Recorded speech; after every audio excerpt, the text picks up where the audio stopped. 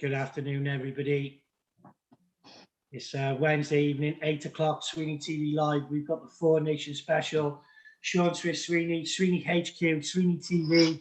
We've got a great group of barbers coming on tonight. And we're going to be getting all the background information from everybody. We're going to have a real good chat about things. And I just want to thank yucel, Phil, Nicholas, and Lee, and Robert for coming on. Thank you very much. I hope you guys have been great. yucel, how are you, brother? I'm good, brother. Long time no see. Good to see you. I'm all good, thank you. Good to see you as well, brother. Phil, how are you, brother? Yeah, very good. Thank you very much. Thanks a million, first of all, for having me on this evening. Really appreciate it. No problem. It's an honour, brother. Nicholas, how are you, brother? I'm good, man. Good to see you guys. Listen, healthy. That's been ready to rock. Okay? Okay, brother. Okay. I can't really hear you properly with that headset on, bro. I don't know if you want to put the mic. Yeah, I'm having problems with my microphone on my phone. Okay. No worries. That sounds we'll give it a second. How's that? Lee, how are you, brother? I'm very good. Thank you for inviting me. No problem. And Rob, how are you, bro? I see you in the shop. Yeah, I'm in the shop. Well, man. Yeah. Well, so we're going to do a brief introduction, obviously starting with yucel. yucel, tell us how you got into barbering. I know I've interviewed you before on SweeneyTV, but obviously one saying, so give us your background, brother. When did you start? Where are you now? And how long have you been doing it? Oh dear. Well, I've been barbering now in the UK for around 7 years. I have background from Turkey, but back from the 80s, but I've not pursued barbering. So 7 years in the UK, and I'm an accredited assessor and also level 3 teacher for college, teaching level 2 and level 3 barbering. I don't do education at the moment, so I'm a shop manager for Mr. Barbers in Halesowen.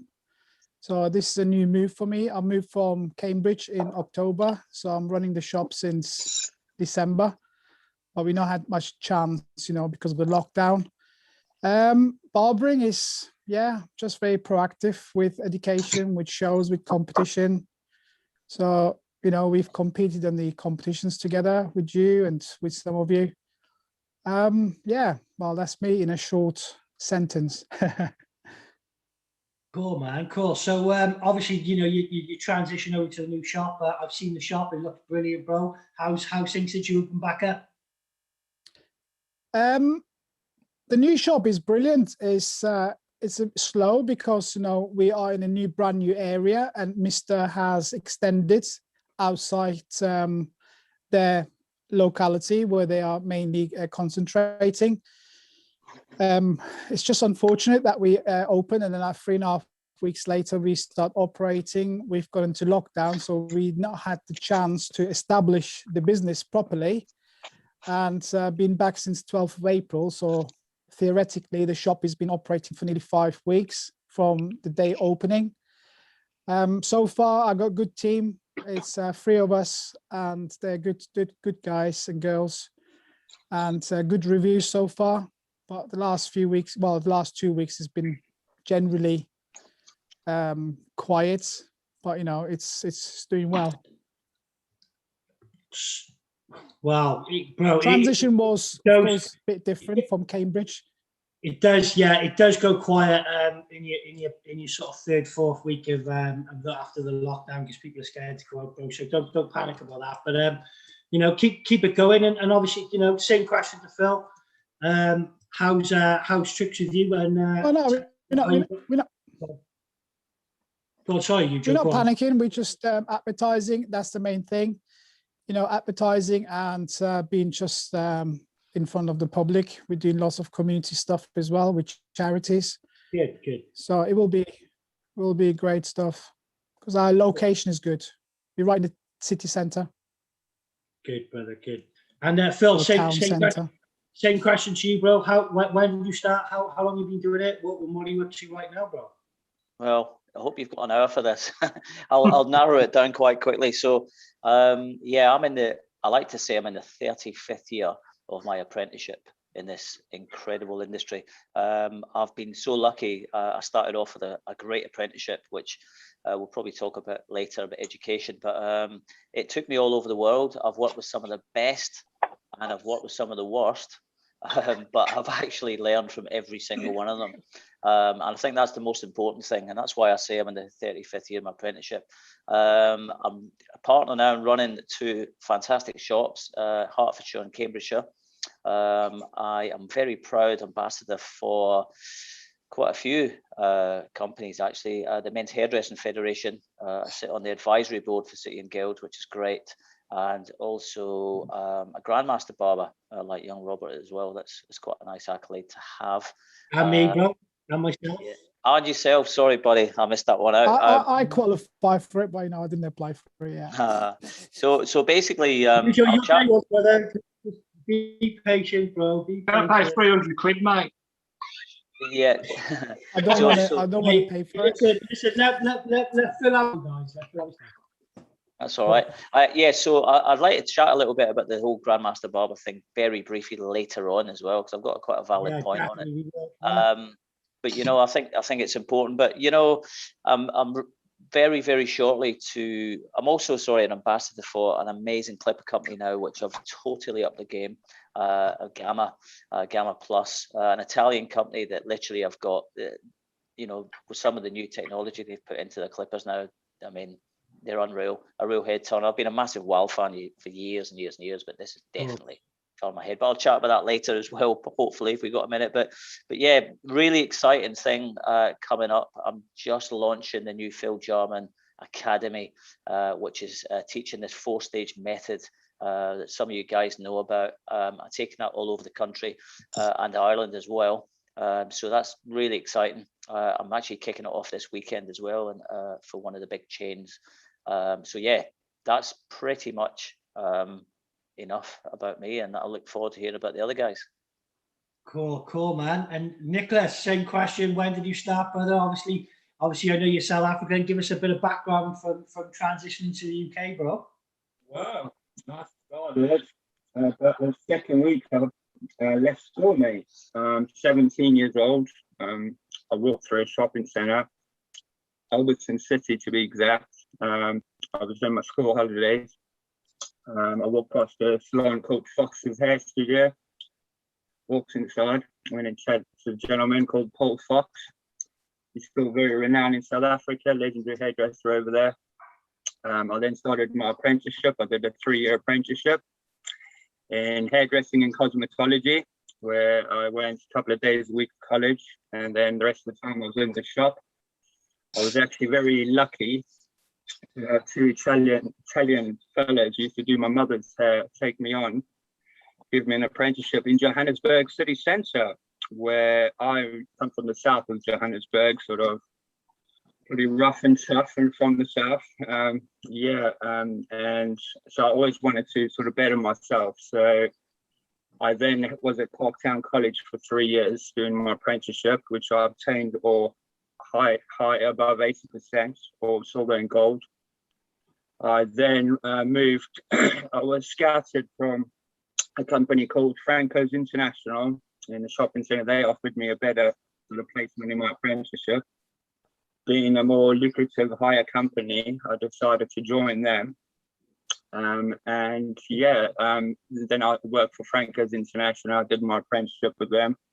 I then completed sort of my apprenticeship with them, did my board exam, my master's, my trade test. Then I sort of went into something else for a couple of years, left my hairdressing due to I just felt like a change in my life. I then became a visa consultant, where I used to get visas for people, or sort of diplomats, stuff like that, where I had a contact in the British Embassy. So that's sort of how I arranged my my current visa in the country and stuff like that. I came over on a UK ancestral visa because both my parents are English, as well as my grandparents.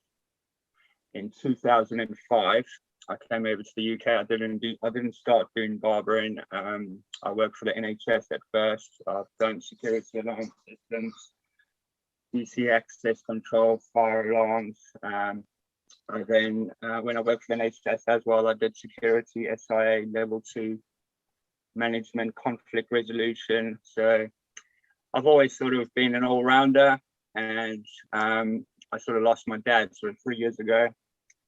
Oh, sorry. And then my granddad a year apart. I then met Phil for about 4 or 5 years ago. Yeah. Where I sort of did headresting wrong. I was always really stubborn, thought I knew everything. Yeah. I then met that man, Phil Jarman. We're going to go into that in one of our questions later, definitely. So don't talk about that too much now, because we are going to be asking questions about that. Just going to move on to Leigh quickly. Leigh, give us a how are you, brother? Give us a background. I'm good, thank you. Bro. We all want to hear what the big Norman has got to say, bro. No, I've been barbering for 6 years now. I started my apprenticeship with Paul Devlin. Basically told me to forget everything that I've been taught in college, and we started from scratch from there, and worked myself up from that. And recently I was given the opportunity to work a partnership with a friend of mine, and we took over what used to be ladies' salon at Ken Riley's. So we're now running a business from opposite side of Ken Riley's for that, and so far it's been absolute manic since we opened up. Obviously, like you all know yourself, it's died down after that first week of lockdown, so it's up and down for the last 2 weeks or so. Some days are busy, some days are quiet. Cool, man. Cool. Rob, obviously, like, you know, you've been up to Paul's. Obviously, you've seen how they work up there. Like, elaborate on you know, what Leigh was just saying then about being up them ways. Like, because Leigh, like, obviously, like I obviously we know Paul. Obviously, like, I've interviewed Ken Riley, so we know where your bread's buttered. We know where your bread's buttered. So, go give us a bit of information about when you went to teach up them ways, bro. Hello. Well, at Paul's place. Yeah. Paul's place. Yeah. So it's quite. The thing is, quite a lot of barbers there. You know, it's funny. I went to the barber shop. I thought I wanted to visit what I was going into, and they were busy, right? And I didn't have any tools, but you know what? I helped them out. I've done a haircut for them.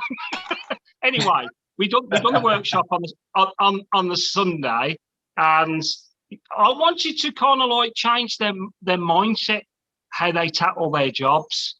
And because the thing is, I've always said this to you, Sean, you know, our industry is going to evolve. You know, you're only as good as your last haircut. Remember that, guys. And if the longer hair comes back, how many barbers are really, really going to struggle? So what my plan was when I went to Paul's was actually showing techniques in longer hair. Now, Liam, he done his sister's hair, didn't you, mate? I did. That was my first ever long haircut. I was absolutely petrified of having. And I showed you how to do it, didn't I? I showed you how to section it, how to cut it. Yeah. Sorry? Like, if people used to come in, like we said, I said to you when you come down when we did that, anyone that come in with shoulder length hair, I used to pass it on to somebody else. Skin fades and that. Because, yeah. And the thing is, right, our industry can't just be about skin fades, okay? No, it can't. It's got to be in a way. It's got to be something that's you're not comfortable with. Yeah. Because that's the only way you're going to learn. Remember, like what Phil said, every day is a learning day. It's a school day. We're always learning, even me today. With the amount of years of experience I've got behind me, okay, I'm still learning today. Yeah. You know, and I'm there not to actually basically give you a bollocking that you're doing it wrong. I come there to enhance your skill set and thinking outside that box. And that's how we work. That's how we operate. You know, because the thing is, I'm not going to judge anyone that you can't cut hair. It's just how you start it and how you finish it and how you execute it. That's Rob, where I'll come in and for you. Rob, it's all about execution, brother. And like you said, you're only as good as your last hacker, which leads me on to my first question.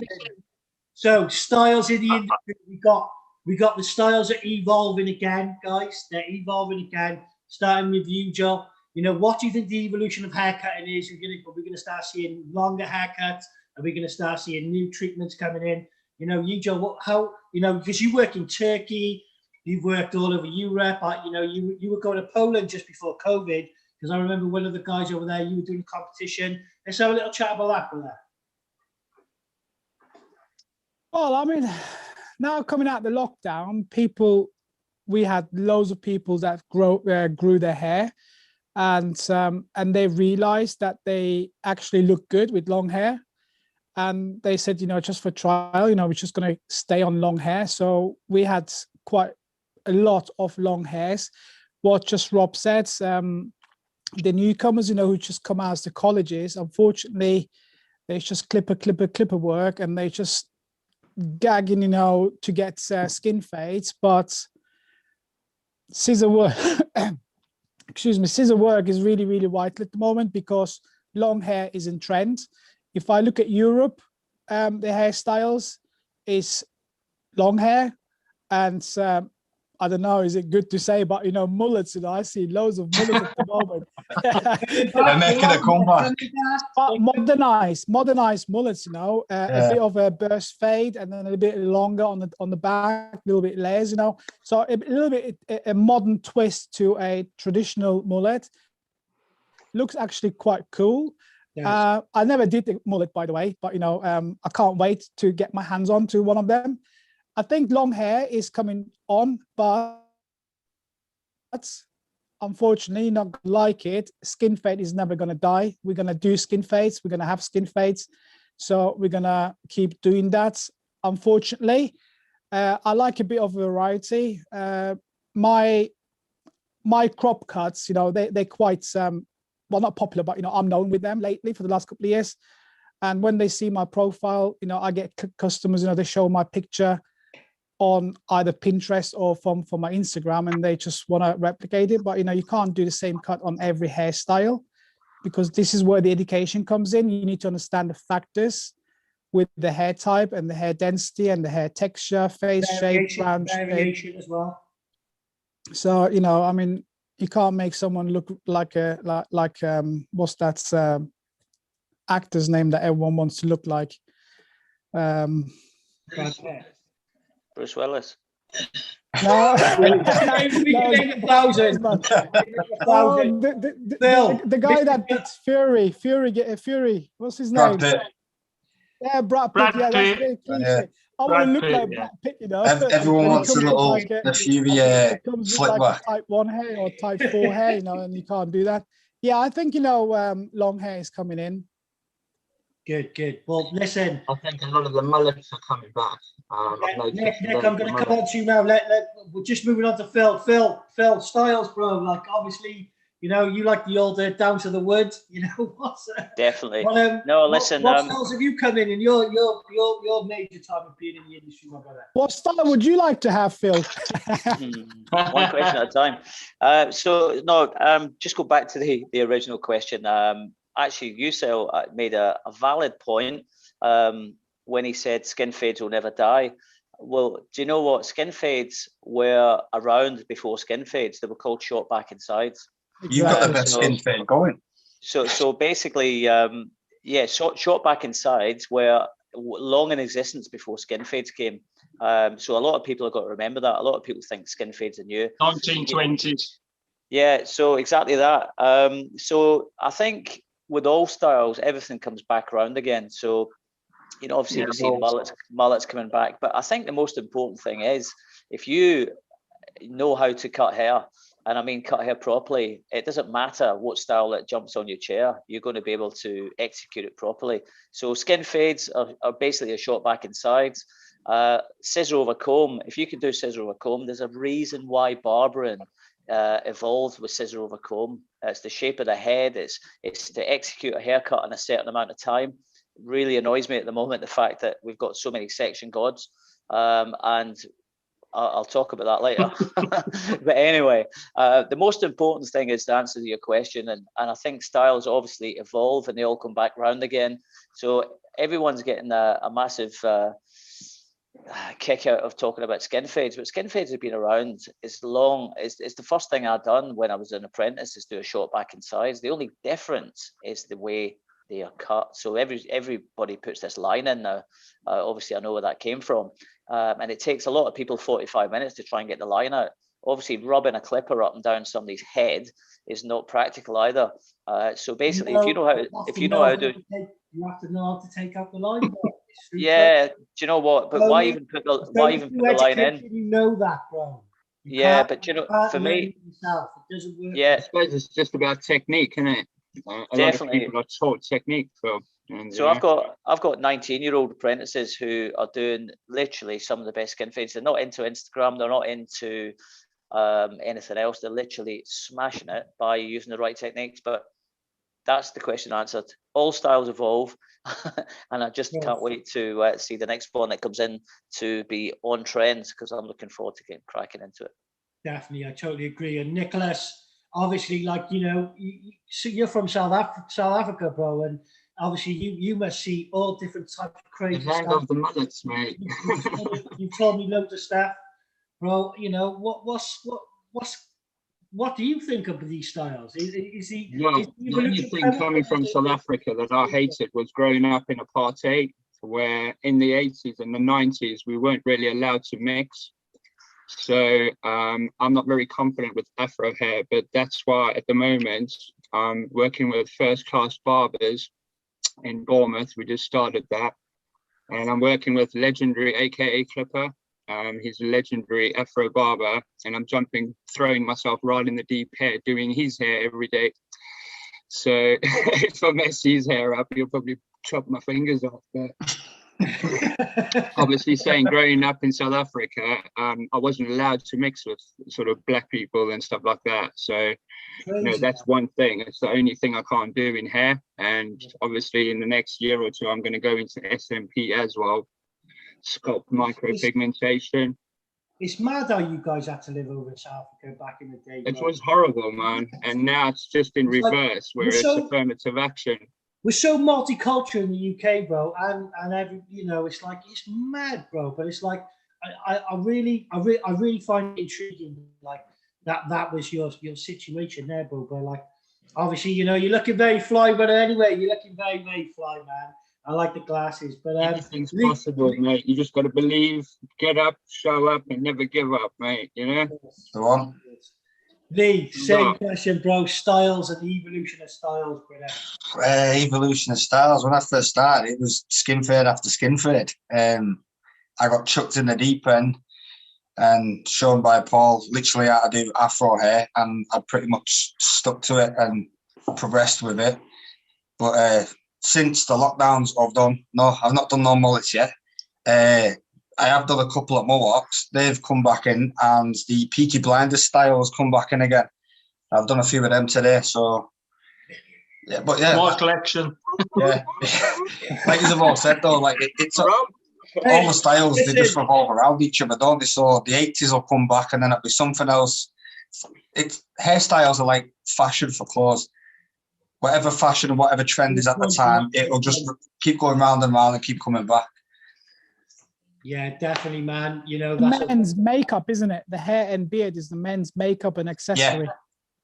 Yeah. It is, yeah. That's right. It's an accessory, bro. But with us barbers, it's all about making the customer have an experience. And this is what I want to talk about. A lot of people don't talk about this question, guys. And this question is really important. I'm going to start with Leigh this time. I'm going to work my way back around the table, finishing with you, Joe. Fears in the industry. Fears in the industry, guys. So what's your biggest fear in the industry? Like Rob was the person who penned this question, and we're going to finish with Rob with this, right? So it's a question for all of you. But Leigh, starting with you, brother, what's your biggest fear in the industry, bro?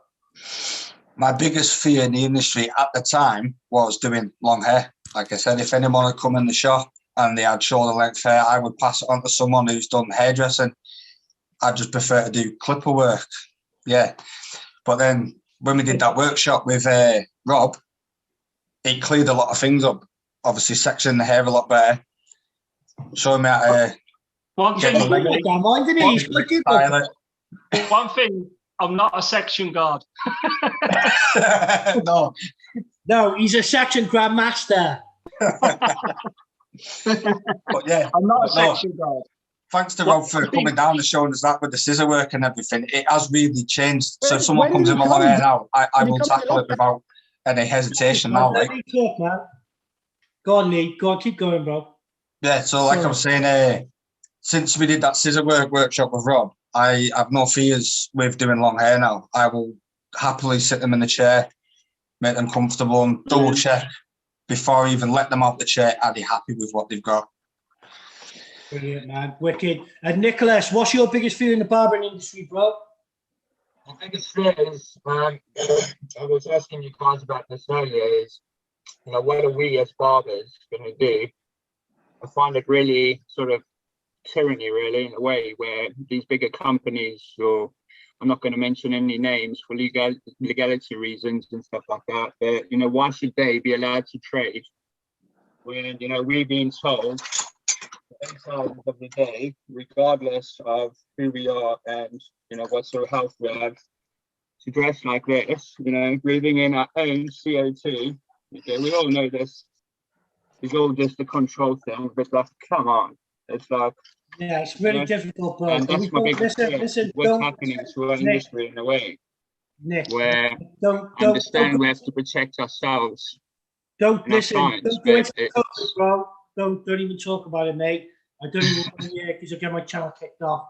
Seriously, I'm talking about your fears other than all that. I'm on about, like, were you worried about the clipper guard falling off? Are you worried about ruining someone's head, they're crying? What's your biggest fear for that? Unlicensed barbers, basically, as well. One of my biggest fears in the industry is, letting these people, loose on unaware public. They're not cleaning their equipment. It's shocking, mate. And these councils, we pay our rates, we pay everything to the councils for them to enforce these things. Where, you walk past some of these shops and it's a free for all, and when does it stop? We've paid all this money out for PPE, paid thousands and thousands of pounds to prepare our shops for these COVID regulations that have been forced upon us. I don't want to go into that, but I said before, please. Come on, man. Move on now. Phil, what's your biggest fear in the industry, brother? My biggest fear in the industry, a lot of you guys might not like this, but if you know, you know. And my biggest fear is the future of the barbering industry. The future all comes down to bright, man. I think it's bright. I think it's bright, mate. Well, personal view. Yeah. Well, I would like to say the industry, I can agree with you to a certain extent. The barbering industry has never been so big, but the standard has never been so poor. So I do agree now as well. So it's never been as big. It's absolutely booming. But as Nicholas touched on it, as soon as we're state registered, we've got some sort of license in place. There's people going on 6-week courses, opening shops, training people again. It's all about dilution. I think, well, hopefully it's an education question later, because I don't want to say too much about that. But yeah, my biggest... Don't worry, I put it on the list. It's on the list. My biggest fear definitely is the future of the industry, and it's all to do, as I say, with things being diluted. I've seen it over the last 35 years, and I don't think the industry's, you could say, so many people say it's bright, it's this, that, the other. It's never been so big, so you could say it's bright in that way. In Phil, can I ask you a question? Do you think there's too many culture vultures? It depends what a culture vulture is. Can you explain what that is? And I'll give you a culture vulture is somebody who's not a barber. Somebody who's not a barber who decides to open a business in the barbering industry. They don't cut hair. They don't understand what the struggles we go through beyond that chair. Well, I was going to say that. Don't take my. They try and milk the hell out of us. Yeah, do you know, that's probably true. I think there's definitely other industries which have still got the same thing. But it is all down to education. There's a lot of educators out there. I think being an educator is a responsibility, but we're going to go into education in a bit. Yeah. Okay. There, man. You, Joe, same question to you, brother. What's your biggest fear in the barbering industry? And don't talk about COVID. Well, I'm not going to talk about COVID, but it's one of the factors at the moment for the future, as Phil said. Okay, I'm not going to say COVID, but the future is laying in the hands of this bloody virus. So it's not, bro. Not really. The fear is, if we're going to go, Well, hang on a minute. You asked a question. I'll answer my fear. Listen, so that is a fact. Your opinion matters. Your opinion Let matters. me explain. Well, it's not opinion. That's the fact. So, you know, Right. being like in 1 year working only a couple of and trying to live on from what you've saved, that is a fear for the future, as Phil said. So, you know, and the other issue is the regulation. We need to be regulated to stop. I totally agree with that. Barbers popping up every street corner. What I'm trying to You say, know, I mean, is I'm sorry, you know, what- I'm Turkish, but you know, this is happening a lot. Well, yeah. Well, okay. You Yes, just go on. You just go right into it then. Like, what are you seeing? Are you seeing it? You seeing horrendous things over in Turkey and in other places which we're not seeing? Because as far as I'm concerned, in the UK, most of the people I know are doing the COVID fucking restrictions and washing the chairs down, everything. And we had 0.5, bro. And if you're seeing something I'm not, bro, and this is what's irritating you, let us know. Shopping centres have an 18%. No, All right. We're not doing anything wrong, mate. It's the law and the regulation that they are putting us amongst with the other high risk factors professions. Do you understand? Yes, according to Sage, you know, we only were 0.5, so we're not the spreader. So there were other sectors, industry were spreading more than us, but we got locked down. We got closed down. Do you understand? Yeah. So that's the fear for the future. No, beside that, the other fear is they need to stop what you just said. They need to stop people opening shops left, right, center without any controls, without any checks. The local government councils, you know, they don't put any restriction. There is no regulation of how many distance of miles, you know, or yards. You know, XYZ come in and open a shop just next door to you, and it's just cutting your prices down. So this is so unfair business, unfair market. But you know, that's competition for you. So as we said, you're as good as your last haircut. But you know, John Block, you know, doesn't care if he's multi-awarded barber, you know, is charging 20 quid, but the other guy is charging 8 quid. He goes there, you know, because he doesn't feel his haircut is that valuable for him. Only people who are valuable for their look come into quality barbers. Do you understand? So that's the fear. I think, you know, we need to speed up this this register thing, and we need to regulate it, and it has to be controlled. The control system in this country is so appalling. I don't even need to bring in my co-host to answer that question, Rob. Right. Okay. Now, how many of you are registered with the Hair and Barbering Council? I'd like to hear that you all are. Me. I'm a master craftsman. So, Nick, you're not. So I'm the only Send me fucking the one paperwork, registered. mate. Send me the paperwork. One at a I'm time. the only one. I think I can apply for mine this year. Right. Okay. You, Joe, why aren't you a member?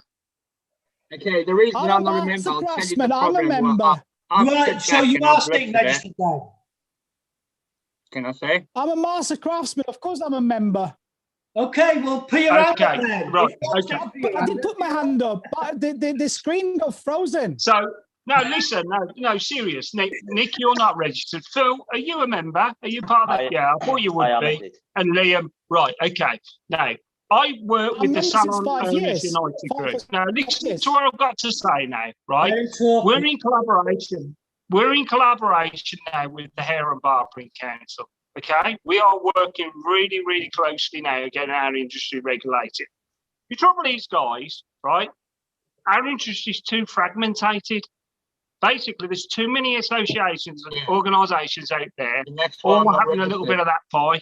And legally, there's only one that can register and register our industry, and that's the Hair and Barbering Council. Why? Because they've got the registration legally to do that. Okay. Now, more and more people sign up to them, right? The more and more that we're going to get this industry regulated. The question about these barbers opening up where someone's just investing in another barber themselves, okay? It's wrong. I agree with you. But you've got to think that quality eventually will outweigh quantity. Trust me, it will do. It will do. In the long run, it will do. And if you start thinking like that, why are you worrying about these £8 haircuts? They're spending 45 minutes on their hair. They're not even earning the minimum wage. Think about it, guys. Think about that. The minimum wage for a 25-year-old is nearly heading £10 an hour. Well, So how are they making it? Rob, So there's- Rob, this is why you're the co-host, bro. We're going to jump straight into that, right? So a barber used to work for me. No, the question is, right, it's not a case when it's going to be, it's going to get regulated because we have got a lot of good people. Adam Sloan's involved, Phil, as you know. I've been working with Adam Sloan quite close, so there's quite a few big name people, part of the Salon Owners United group, working in collaboration with Keith Coniford. And our aim is one voice. That's it. One voice, not fragmented voices, one voice. Simple as. We don't want to listen to any other. Yeah, but I don't care what the others are doing. It's the Hair and Barbering Council that have the legal statutory powers to get our industry regulated. Nobody else. Nobody else. Simple as. And you need to be a member. And this is Exactly the paperwork, Rob. At the end of the day, I'll sign the paperwork and send it straight back. With the paperwork, spoken to me about this course. Send me your CV and I'll be your referee. Okay? I can be a referee for your registration. There you go, happy day. So obviously, you know, Rob, listen, you were the one who mentioned minimum wage and being self-employed, and we're going to talk about that. I had a barber who used to work for me, went into the gym shop, he was charging £7 a haircut, can do 10 haircuts a day, that's £70 a day, that's less than minimum wage. You know, let's have a little chat about that now. And okay, I mean, minimum wage, and you highlighted. You asked the fellas now what they think on minimum wage. Well, this all stemmed from a ruling from the Uber drivers, and they took the drivers took them to court, and they won. They won at the High Court, the Supreme Court, about what they were earning, and the ruling was they wasn't earning a minimum wage. So were they employed or self-employed? The court came back stating they were employed, basically, because these drivers weren't potentially earning a minimum wage. They wasn't getting their holiday pay. They wasn't getting any sick pay or anything. So the ruling came back rightfully to the drivers, okay? And it's also happening with delivery drivers as well. Now, the question back to you guys now is, you people that rent chairs, listen, or freelance hairdressers or barbers, I haven't got a problem with you. Now, the first couple of weeks in our industry, we were really busy, okay? Now, if you're paying £50 a day for your chair, and you've only done 2 haircuts on a quiet day, can you honestly say to me you're making a minimum wage? No. Well, that's where You've got to get the point there, and it needs to stop. Okay, the law needs to become PAYE. No, that's where our industry now is heading, the same avenue with this, what they call a gig economy. That's what's going to happen. Yeah. There's been a lot of hairdressers and barbers. Rob, there's been a lot of hairdressers and barbers come out of the industry. There's a lot of hairdressers and barbers come out of the industry because, right, they wasn't declaring things, right? They wasn't declaring it. They were putting a grand in their back pocket. They're putting a grand in their back pocket. Yeah, and then potentially they wanted the self-employed scheme and they couldn't get it because they had no books. So the question back to me is, what I'm seeing, more hairdressers and barbers now are looking for more of a package employed. Seriously, that's how it. Because what was the question now? Rob, what's the question? Let the boys answer the question, mate. Go on then. Yeah, what is the question? What was the question? Started with Nick. Well, that's what I'm saying, Rob. You just went, carried on talking. Let the boys answer the question when you ask it, mate. Come on, we're on a Zoom chat. Go on then.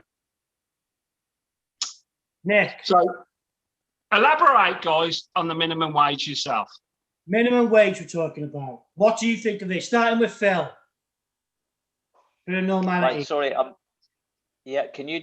Yeah, I'll try and bring Yeah. it back. Can you just say the question? Because I literally, when everyone's chatting, I actually missed what you were saying there, Sean. Sorry, pal. I didn't get the question Nick, either. that's all right. That's all right. Rob does go on a little. Elaborate. So we're Yeah, talking about- elaborate on the minimum wage Yeah. Elaborate on the minimum for wage. self-employed people. Well, obviously, it's a bone of contention, and it's a massively loaded question, right? And I don't want to sound like a politician when I give you this answer, but you know, there's definitely pros. There's definitely pros and cons of being self-employed, and I believe our industry is not any different to any other industry. The more you put in, the more you get out. And Rob's bang on when he mentioned a lot of barbers in our industry unfortunately don't pay their taxes. So when it came to this unusual circumstance, it's unprecedented for every single one of us.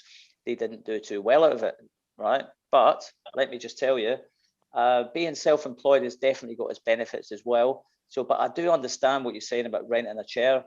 Unfortunately, or fortunately for all the guys who work with us, Nicholas will back this up. We've got two of the busiest barbershops in the country.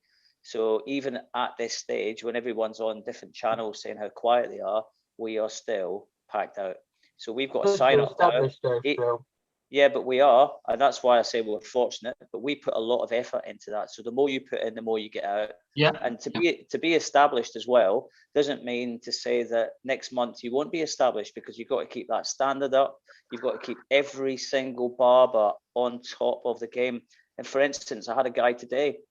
It was his first day coming for us, and unfortunately, I look at people's potential, by the way. If anyone comes to us, Nicholas will tell you, I look at people's potential. It doesn't matter how good they are now. If they've got the right attitude, they can be a barber star, as far as I'm concerned, if they take on board what at the top. But this guy, for instance, today made me sad, and it makes me frustrated about our industry, because he's been an educator for many years, but he couldn't scissor over comb. What's that all about? So anyway, all I'm saying is the more you put in, the more you get out. So being self-employed, I've not really answered the question, Rob, to be fair, but No. what I generally and genuinely mean, it's a tricky one. It's a very hard question to answer, because Yeah. as I say, we're in a great situation. Everyone who's self-employed does well. They've all got mortgages, they've all got their own car, you know, they do very well because they do it right, basically. If you don't do it right, you might have a load of money in your pocket that you're just going to spend. But the bottom line is, I actually don't know how to answer that question, and that's hands up. It's Mate, I don't think any of us know how to answer the question. I just want to know what your views are. Anyway, moving on to Leigh. Yeah, Leigh, what do you think about self-employment and minimum wage, brother? I think it's fairly decent, and what it is, like you said, if you put in, you get back out. But there is people that I know that have been barbering a couple of years, and they haven't got the 3 years tax to make a claim for it, so they're stumped on the back already. So for those who haven't actually got enough to make a claim or anything, it's bad on them, even though they're putting in the hard work and that. But again, I don't really know how to answer that in itself. I guess you know, it is a difficult one to answer. And I think, It is, yeah. I think Nicholas might have the answer. Nick, what do you think? Basically, well, I think all employers should basically all sit down. Obviously, there's so many boroughs in England. We should get one member of each borough, all sit down, basically all come to some sort of agreement where we should get litigated agreements typed up between your employees and employers, basically sort of supporting your barbers through the lockdowns, proper apprenticeship contracts, a full 3-year apprenticeship contract. Should they break the apprenticeship contract, they owe us money. You know, this is a joke now, you know, where my one daughter was thinking of becoming a hairdresser, where she's actually changed her mind because I've told her it's such a mess that, you know, I can't see, you know, my kid working in this environment because it's a joke, man. Compared to, I'm not saying everyone's doing it, but yeah, basically it needs to be regulated, and it needs to be regulated immediately. because, you know, the quicker it doesn't, the more people are being put in danger, and the more, you know, there's money laundering, Well, evasion, Nicholas, you name it, it starts. And just stop you there, bro, please. Listen, like I said, when you work for other people, it can be a nightmare. You need to do your own thing. You need your own dream, and you make it yourself, bro. And trust me, barbering ain't a nightmare for me, mate. And, I was always told, look after number one. your own show. Listen, I've got nothing but good vision for young people getting into the barbering industry. And Nick, I understand it's your daughter, and you don't want to come into it currently at the moment because I can see the situation. But we've got to see light at the end of the tunnel, guys. And going on to you, Joe, same question, bro. You know, like, what do you think of minimum wage, bro, and self-employment? Oh, it's a tough, it's a tough question. I think, you know, you harvest what you seed. So therefore, what you're doing with your paperwork and with your income and all that stuff, you see, you know, you harvest that in the future. And those who hasn't done has experienced that in this unprecedented, you know, circumstances. I don't know. I've been self-employed for the last 7 years. Yes, there are pros and cons. Are you happy being self-employed, or would you rather be employed? That's the question. I'd like to be employed, but with a good wage. Well, we all want to be the six-figure barber. That's the pros and cons between employed and self-employed. You know, if you're paying a chair rent and you have a good clientele, you have a good client base, you can make really good money. But if you're new to the area and you are on percentage or you are on a chair rent, then you're going to struggle. And if you're going to sit down, are you making the minimum wage? Yeah. Well, then you are looking out for minimum wage. All right. Okay. Right. Well, wrap it up now, bro. Finish it up. Okay. 1 minute. Question. 1 minute. Right. Let's look at a new barbershop or hairdressing business, and they're renting all the chairs out, and it's like they ain't getting the clientele in. Are they making a minimum wage? They won't be. They won't be. It depends. They're not marketing properly. It depends. I mean, I've got a team now, and I say to them, look, if you sit on your phone on your backside and don't do your homework, then, you know, you're going to twiddle your thumbs. So you need to go out there and flipping build up your clientele. That's what self-employment is. That is your business. Yeah. Your business. Yeah. They don't understand. Some will do that. And I'm included in this as a manager, because as a manager, I'm as well on percentage. So if I don't do my homework, I won't be earning money, especially moving to Birmingham, to a new area. I've got no single client here. I need to work really hard, as Phil said, you know, to build that up. So this is what I meant. You need to seed your seeds, and then you harvest that in the future. Hard yourself as a manager. Your job is to put money in your barber's pockets, and so and then I've got the pressure of my boss. Listen, stop. Phil wants to jump in. Go on, Phil. I've changed my mind on the question. Come on, then. So basically, the more I've thought about it, I mean, it's a bloody good question, but it is still a loaded question. But for me... But I'm going to come back at you in a minute with something else quickly, though.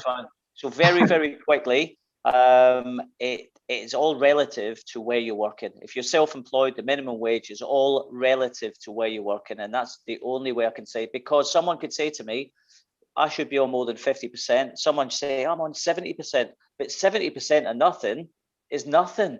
Yeah. So you could be on 50-50 in a busy shop like mine, and you could be smashing it. I've got 19-year-olds. 19-year-olds that are probably earning more than any guys on here, and that sounds terrible for 19. But one thing is, they know what they're doing, and two, they're in a busy shop. I'll rest it there. Well, guys, listen. One of my questions is accounting, and obviously, if you're self-employed and you run a business, you need you need an account manager.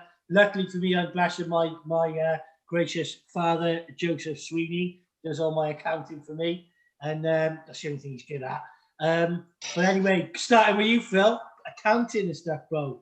You know, let's tell these youngsters now, if you don't start putting that money in the bank and start logging it and getting it right with the government, they ain't gonna be, you know, you can't keep swiping £1,000 a week or £2,000 a week and not putting it through your books, bro. So, well, do you know what I think? I think it's great that you asked this, and all of our apprentices that I've taken on over the last 10 years, and even before that, I try and set them goals. I say, like, this time next year, what sort of car do you want? In 3 years' time, would you like to have your own house? Would you like to move out of your mum and dad's house and have your own place? And any of the guys listening will know what I'm talking about. It's all about, as I say, the more you put in, the more you get out. Okay, we're in an unusual situation that we're busy, but we look after not just the welfare, well, we look after the welfare of our apprentices, but also we try and guide them in that way. Because, you know, I think that's so important for a youngster to jump on this barbering game. It doesn't matter if you're a youngster or you're 35, you can change tomorrow. It's all about looking forward, setting yourself goals, writing things down, having an accountant. But I tell you what, there's a niche in the market for our industry for an accountant to do a blanket. I'm not sure if the master barbers do it, but if I was an accountant, there's a couple of little things out there, bro. People are people have seen a niche there. And for me, and this has not been derogatory to anybody in our industry, and I've got to stress this for what I'm going to say, because a lot of people might think I'm putting barbers down, but barbers, generally speaking, there's not many that I know who are that well organized when it comes to their finances, etc., etc. And that's not derogatory. That's just the nature of the beast that we're in. So generally speaking, I think having an accountant, and a good accountant, whether he's going to be good in one way or the other, you've got to have one, and you've got to make sure. I used to work on a place on Clifton Street, and I remember the barber down there. I said, "Who's your accountant?" He said, "Listen, the only numbers I need to know is number 2, number 1, and 1.5." He's probably done well for himself. So there we go. No, I've got to agree. Phil's hit the nail on the head. I am one of those barbers that haven't a clue what to do with his figures. So the first thing I did was rack up someone who knew how to do figures, and I've got an accountant to sort all my paperwork out. I give him the figures of what I've done, and that's it. He does all my accounts for me, which is a God bless. I don't have to stress about anything now. I've got the app, you know. I've used the app for the last 2 years, you know, and it does everything for you. You link your bank account to it, and you write your mileages on it, and it just calculates you the whole SAO 32 or whatever it's called, you know, the whole calculation at the end of the year. So that's what I'm using. Well, Rob could be a master accountant if you actually spoke to him. So, Rob, get into how you run your books, bro. How do you hold on their millions, bro? Well, listen, it's my interest, isn't it? And my interest is important to me. So I want to know what's coming in and what's going out. So I know from every penny, mate. I run a spreadsheet. I've got columns. I know everything about what I need to know about my business, you know. Do you know how many ants? Do you know how many years ants ago? walk past your shop in the morning? Sorry? I said, do you know how many ants walk past your shop? You're so detailed with it. You know how many ants walk past your shop in the morning? Watch it on a camera. What you got to remember, right? I think everyone, right? Everybody that is self-employed, if you're well organised, you know, and you've got a good accountant, or bookkeeper can save you thousands of pounds at the end of the day. And, you know, we are a creative industry, you know, we're practical people, we're creative people, we're not figure people, all right? But you learn over the years to do that side of it, you know. And what does an Excel spreadsheet do? You know, it does it for you. You can put everything in there as long as you make one up. You can put everything, all your sums in there yourself. And all you have to do, if you know how to use Excel, we'll go on a course. I think I learned. You know what I mean? You know, it's one of them, isn't it? You know, it's kind of like, what you got to remember with HMRC, guys, is that if you all claim that self-employed scheme, right, they know what you've been earning, all right? So they're going to be looking at you anyway. This is what people forget to realise, that you guys are being looked at, our industry are being looked at by the HMRC, because they still know there's a lot of cash element in our industry, and they don't like that, right? They don't like it because there's a lot of under-declaring. Well, Rob, HMRC. Rob, listen. We talked about that on the Ministry of Barbers. We've already gone into it. You've already talked about it before. We're still doing the interview. We're talking about upskills now. We're going to start with Leigh. Leigh, how do you keep yourself upskilled, bro, in the industry, bro? And what are your weaknesses? Well, that's one thing I'm going to talk about is weaknesses. Rob, I don't need to cut you off, bro. Listen, if we let you talk, bro, we'll be here till fucking 12 o'clock, bro. Well, Leigh, upskills. How do you keep yourself upskilled when you've got your own shop? And what are your weaknesses, bro? It's quite a deep question, this one. So I want, and Rob, this is the same to you as well, bro. I would probably just say I would constantly keep taking pictures of haircuts. Something that you won't notice when you're looking at the client's head, you'll then notice it on the picture. You'll notice on multiple times. That'll be the one thing that keeps popping up. Keep working on them bits. Look at your pictures, look at your defaults, you'll find little lines, whatever. Just keep working on it. Once you practice that, then work on the next thing. A lot of stuff that I would probably say about is flat tops. That's one of my downfalls. I can't really do them at all. I've tried numerous times, and that's one of the things that I still can't get it right, is a flat top. Okay, well, listen, come down to Wales, we do some training. You've got upskills and weaknesses, my brother. What's elaborate on the question, my G? You go. Who, me? You, brother, yes. Oh, sorry, I didn't hear my name. Say my name, say my name. You had to make it weird, didn't you, bro? You had to make it weird. Upskill. I mean, during the lockdown, I was fortunate, we have a boss, is Billy. He's a coach, he's a mentor, and he signed up to a website. So we've been watching those videos and modules. Talking about my brother, Bull and Dogan, yeah? It's Bull and Dogan, yeah, it's Billy. And I've done stuff with, especially on social media thing and competitions with Chris Foster, the challenges during this lockdown. And he's watching. How'd you get on? The 5-day challenge, it was good, but at the end of the day, it all comes down to finance. Did you take something from it? Did you take something from it? Did you enjoy it? Yeah, we had some meetings with Errol Douglas, with Ivy, the social guru, or Evie. I don't know, was exactly, but there were loads of hot big names in the industry. So we have, I've learned a lot of tricks and tips about photography, competitions and preparations and photo shoot, because that's the route that I would like to go if all this is over. And it will be, bro. It will be. Watching videos, and my weaknesses. We'll definitely be back to normal soon, brother. Definitely. And oh yeah, of course we will. Yeah. Again, obviously, Nicholas, how do you upskill yourself, and what are your? I didn't tell you my weaknesses, but carry on. Well.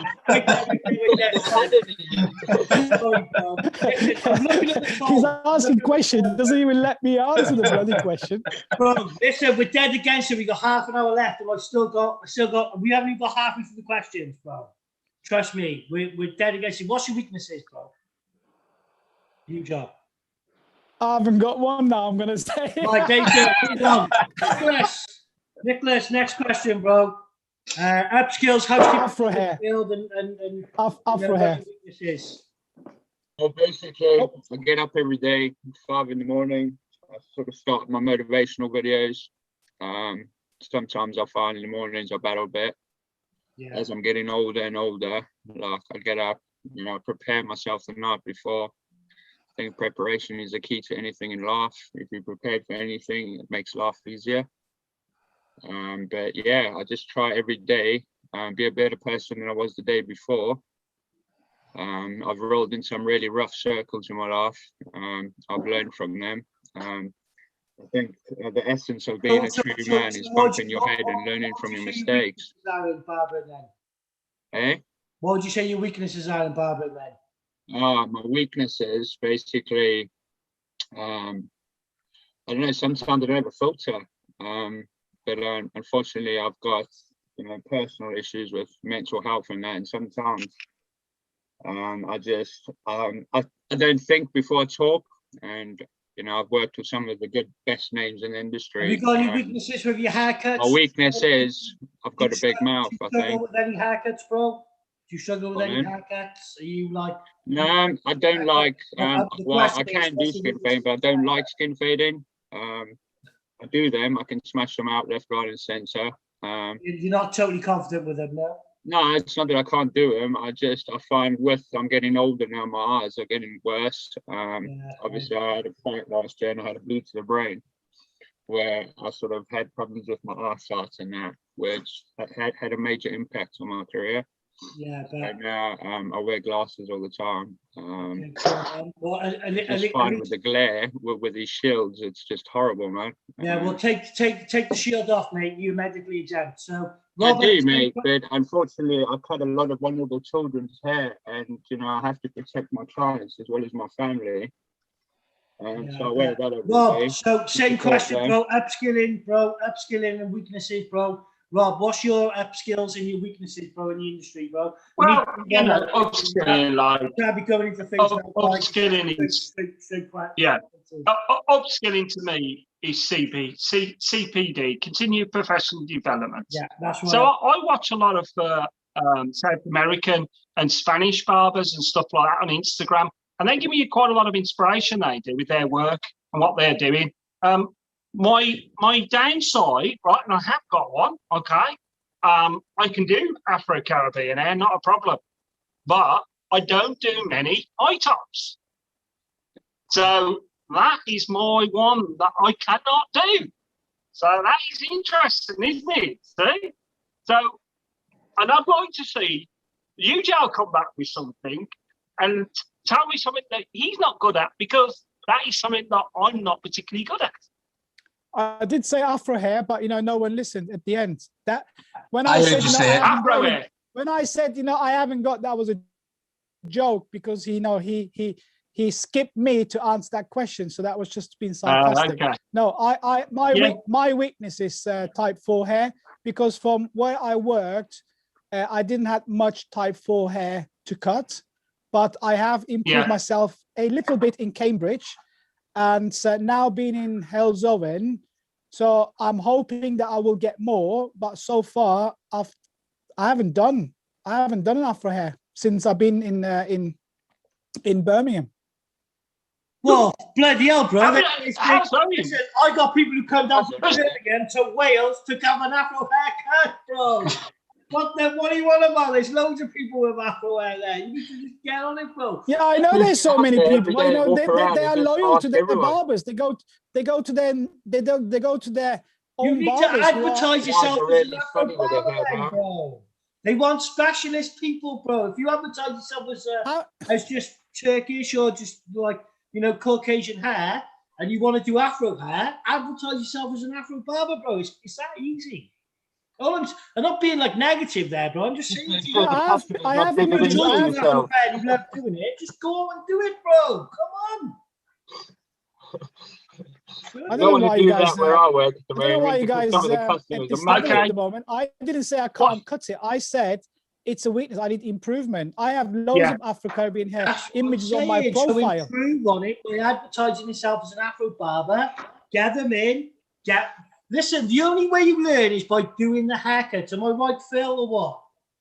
No, yeah, you've. They say knowledge is power, but knowledge is nothing unless you apply it. Yeah. Yeah, and you gotta have the material to work on it. If you haven't got the material, if you haven't got the material, go and get the material. Exactly. I think you forget. I think you forget. I'm only in Midlands for 5 months, 6 months, and 4 months of that I've been sitting at home. Bro, this is like a pub. This is like a pub, right? So when I don't think you shouldn't debate with me. I said to you that's my weakness.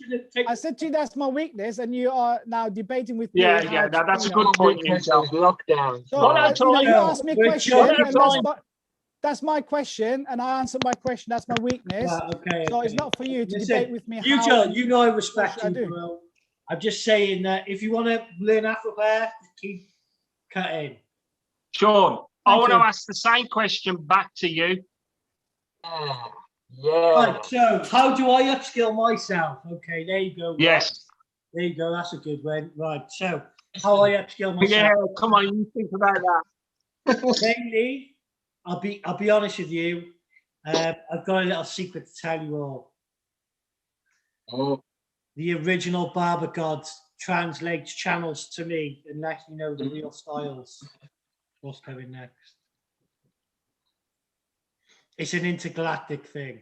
I'm only send me joking. some of that love. No, I need no, it. no, no. I'm winding you up. I'm joking. Listen, I follow social media, Instagram, Facebook, TikTok, Google. I constantly think about things myself. I've grown up in the barbering industry. My name's short for Sweeney. I'm constantly thinking outside the box all the time, guys. It's born into me. It's naturally born into me. I do think I'm the reincarnation of Sweeney Todd. I've just come up through the different elements.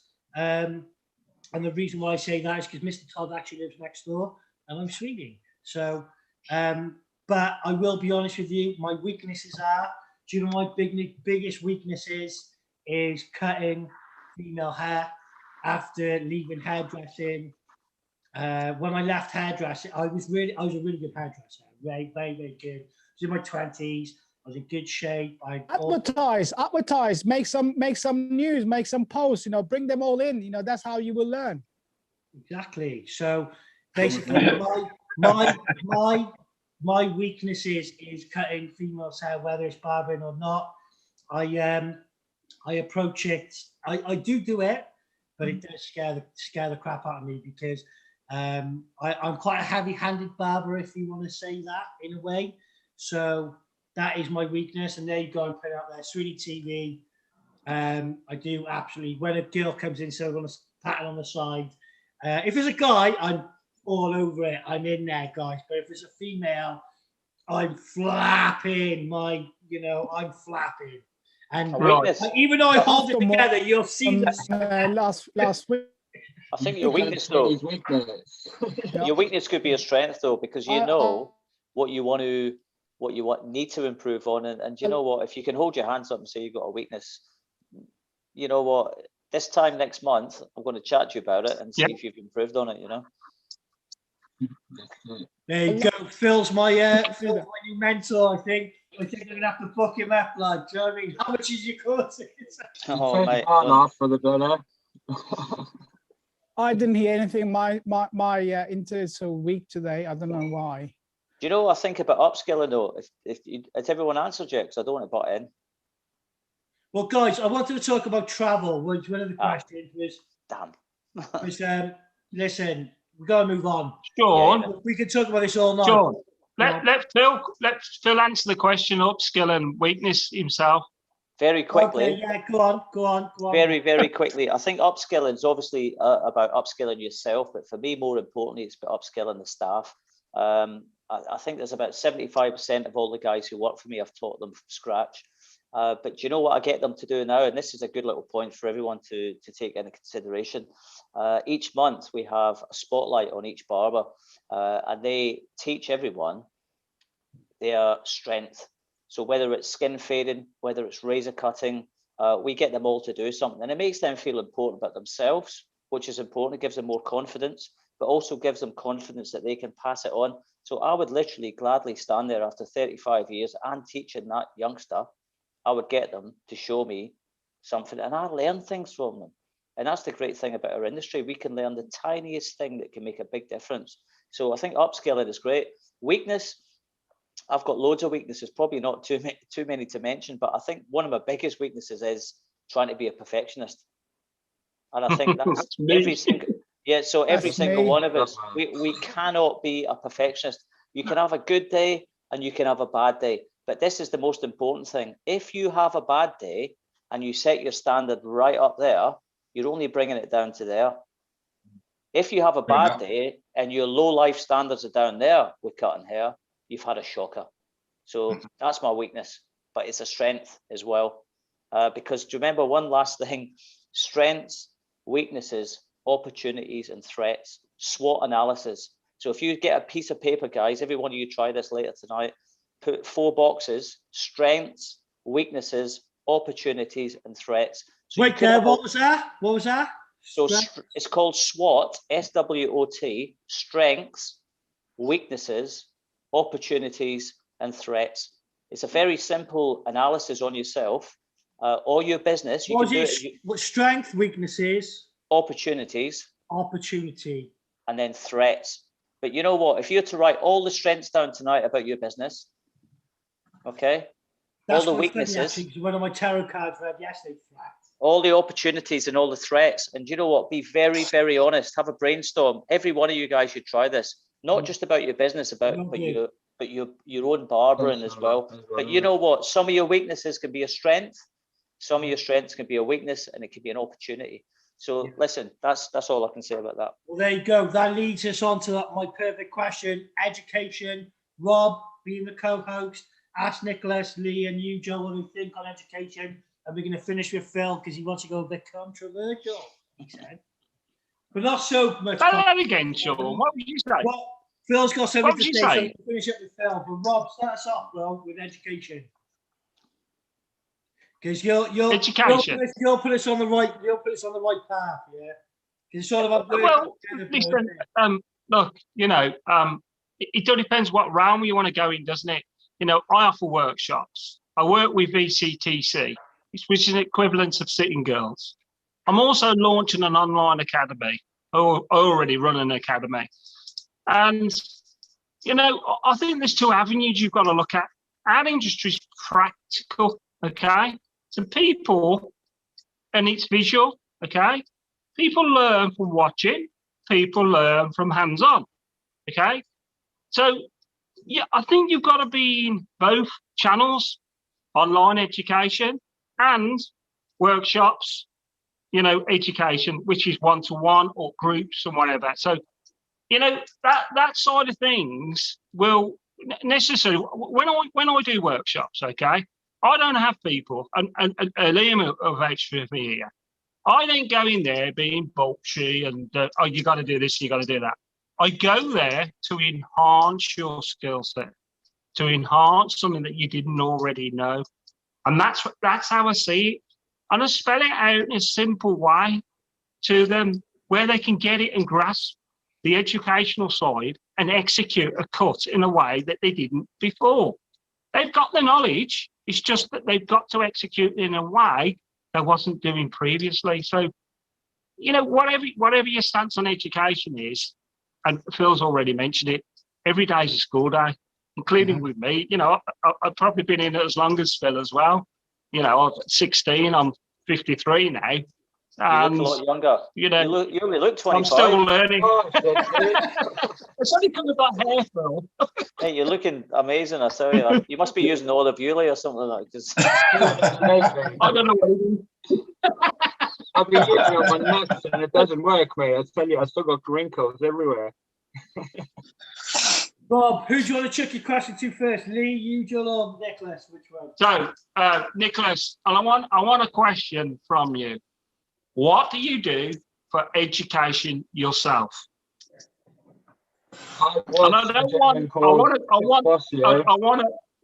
Sorry?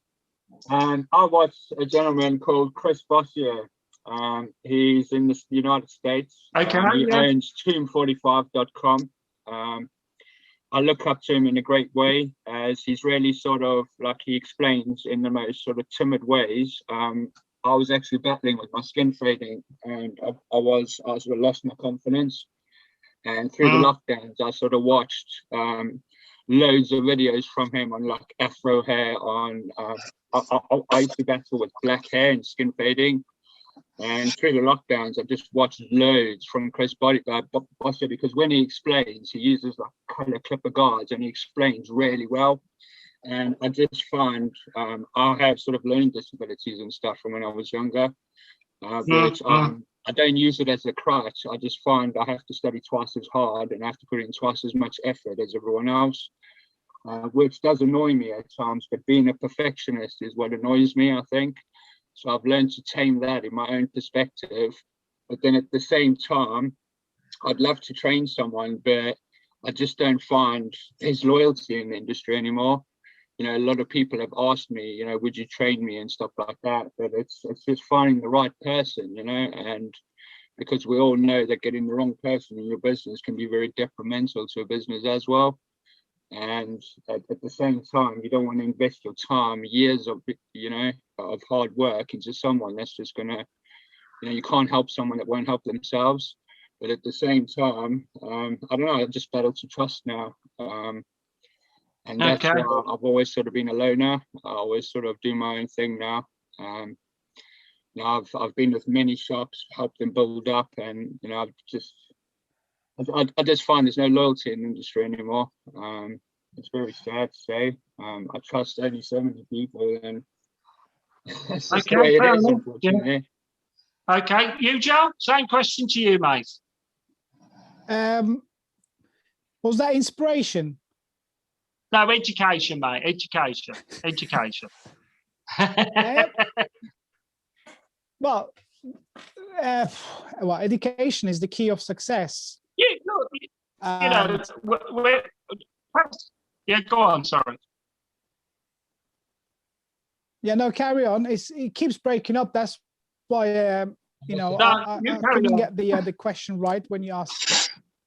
Bloody hell, Rob. I asked you education is the importance of it. Talk show. So, look, hang on, Sean. You know, did you? Hold on. Education, right? Passing your education. What are you doing as in educating others or yourself in the industry? So, what am I doing to educate others or myself? Well, yes. The question earlier on is upskilling. So I need to upskill myself to be able to teach new stuff to others, and have to have the knowledge and with the industry, with the techniques and the styles, to be able to pass that on to my students. And when I educate, is the communication and the practical side is minimizing the terminology to basic, so people can understand actually what you do, rather than blobbing it around, you know, with loads of technical terms and make people get lost in the haircut. Yeah. So it's bringing the haircut to basic. Yeah. With terminology, and show more with practical, and because I teach in multi-language, you know, I taught in German, I taught in Turkish, and I'm teaching in English.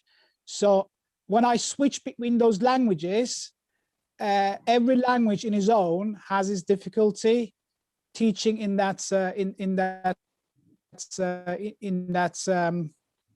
aspect of barbering. So I need to educate. What you said, the CBT is important. As an educator, we have to have certain hours of a year and proving, you know, that we are, so we can stay up to date with the teaching elements. So I need to keep myself up to date so I can be able to teach my learners. So that's how I but I had a break from teaching for a while since this lockdown. So yeah. So because I have you, Joe, taught do in you a have a college generic for one? 15. Yeah. Do Generic? you have a generic way of teaching when you're a generic way, like a usual way, or like a generic way where they can follow? I have a usual way if it comes to skin fades. If it comes to scissor cut, it's more the theory way, logical and methodical way. How I teach at college, because with scissor cut, you need to work with a plan, and you need to stick to your plan to execute that.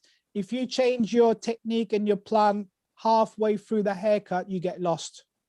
So therefore, I always say, fair enough. The beginning, the middle, and the end, and that's the. So I have in my skin fades, I have a UGL way, And that's how I teach. That's good. Yeah, that's good. Yeah. Because, you know, you could have 20 kids and they're doing it a generic way, you know, a way that you're teaching from Joe to Tim or whatever, that specific way. And which it's kind of like, Well, see, we have a stat. When you're There is a teaching such standardization. a lot, yeah.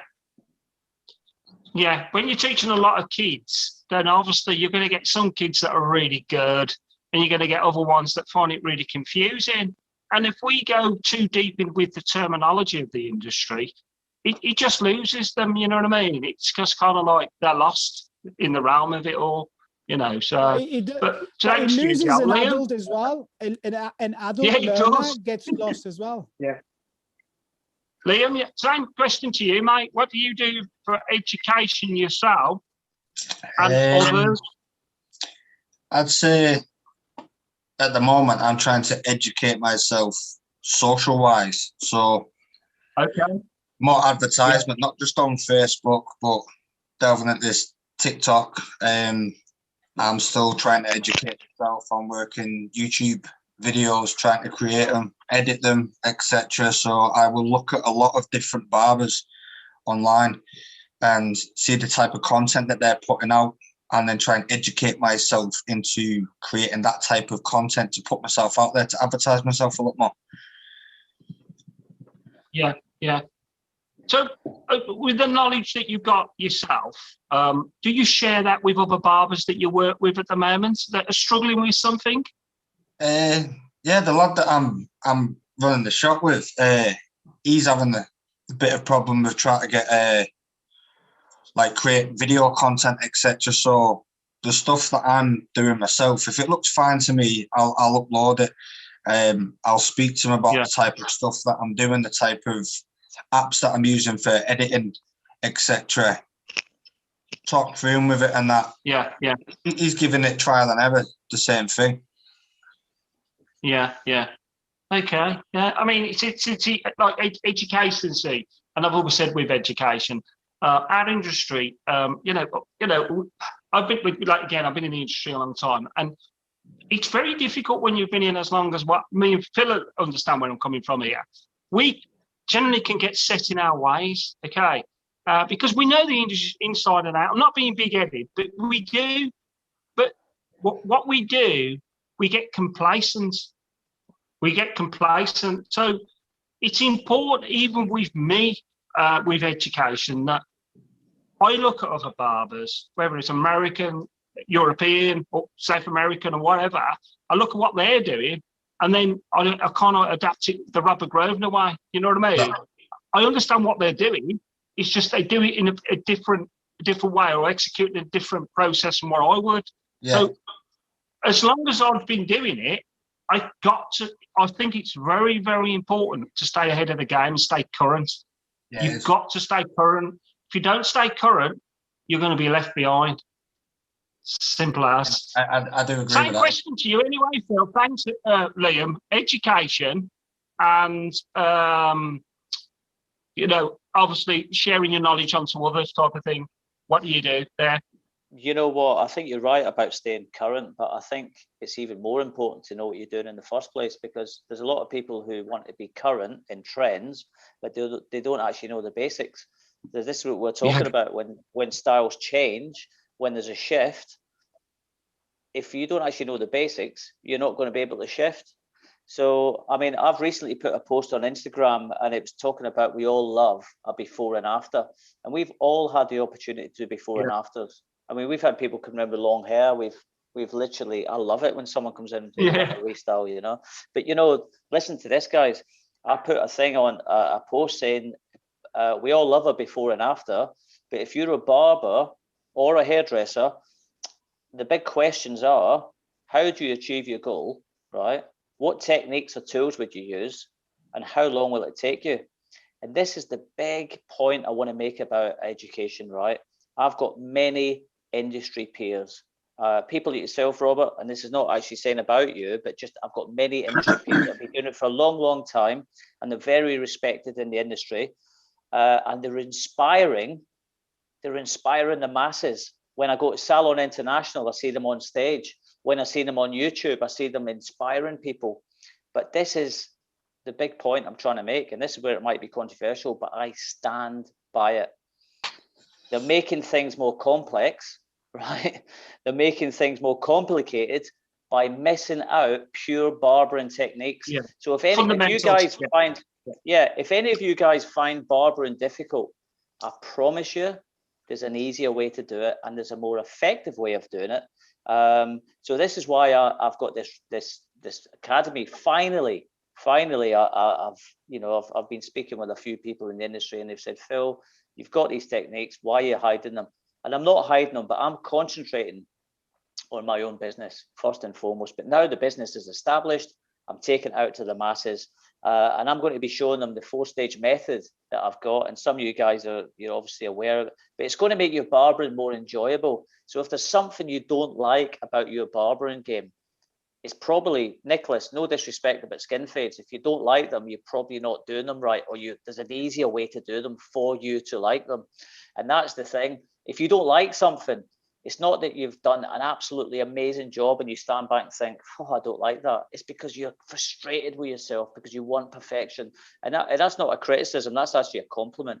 Yeah. So basically, if you can make your barbering more simplistic, more enjoyable, but most importantly, right, this is the biggest important thing I want to say, is get repeat business, because you have got no business at all if you've got not repeat business.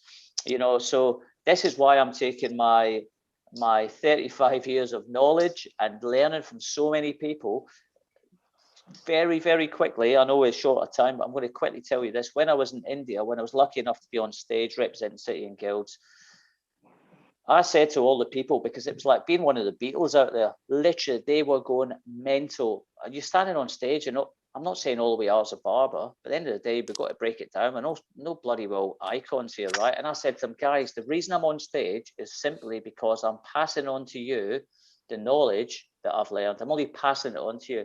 And if you teach somebody properly, you give them a gift, teach them properly, you give them a gift that they can pass on, and they can pass on. It's very, very transferable. If you teach somebody a load of crap, it's not transferable. That's very true. Later. So all I'm saying is, I'm not saying I'm some barber superstar. For anyone who actually knows me and has had a beer with me, had a drink with me, had a meal with me, will understand I'm not big-headed. All I'm doing is passing on the knowledge that I've learned over the years. And I am so, so blessed to have learned so many things that I can pass on. But let me tell you one thing. 2 weeks later, I was at the Excel in London at Salon International, and I walked out on stage, and I had so many people standing there with their arms folded. The opposite to India. India are all clapping hands and cheering when you're smashing out a really low fade or a taper or whatever. But I turned around to everybody in London. I said, guys, good afternoon. My name's Phil Jarman. I'm in the 35th year of my apprenticeship. If you take one thing away today, one thing, and practice it, you're onto a winner. If you take 2 or 3, it's even better. If you're standing at the back of the room, your arms folded, thinking, I'm better than this guy, I said, you know what? That's not a bad thing, because you're going to go back to your salon with a bit more confidence. But never forget this saying, and all you guys remember this saying: anybody or everybody can sing in the bathtub, but not everybody can sing on the stage. And right. Robert will back me up on this, and you sell as well, Ugel. Definitely. When you're on the stage, I mean, cutting hair in front of your peers, it's not even normal. This is not normal. But anyway, you learn from it. But can I just say the last thing I'm going to say, guys? Sorry for getting on my high horse about this, but this is so important to me because I've got so much passion and love for this industry. The most important thing is being a barber educator, right? For me, it is the biggest privilege that you can have, but even bigger the responsibility. So unless you're actually scissor over combing, you're clipper over combing, you're leaving good hairlines, you shouldn't be doing it. And this is out there to big barber groups who are charging the earth. People from all over the world are coming to a certain city in this country and joining a school of barbering where they leave it, they get a certificate, and they're not shop ready. And this, to me, is obscene. This is obscene. And this should be stopped. I mean, talk about barber regulations and blah blah Bro, blah. this is why we get this shit, bro. This is Oh, yeah. This is what I'm saying, and I can see why Nicholas. This is why Nicholas.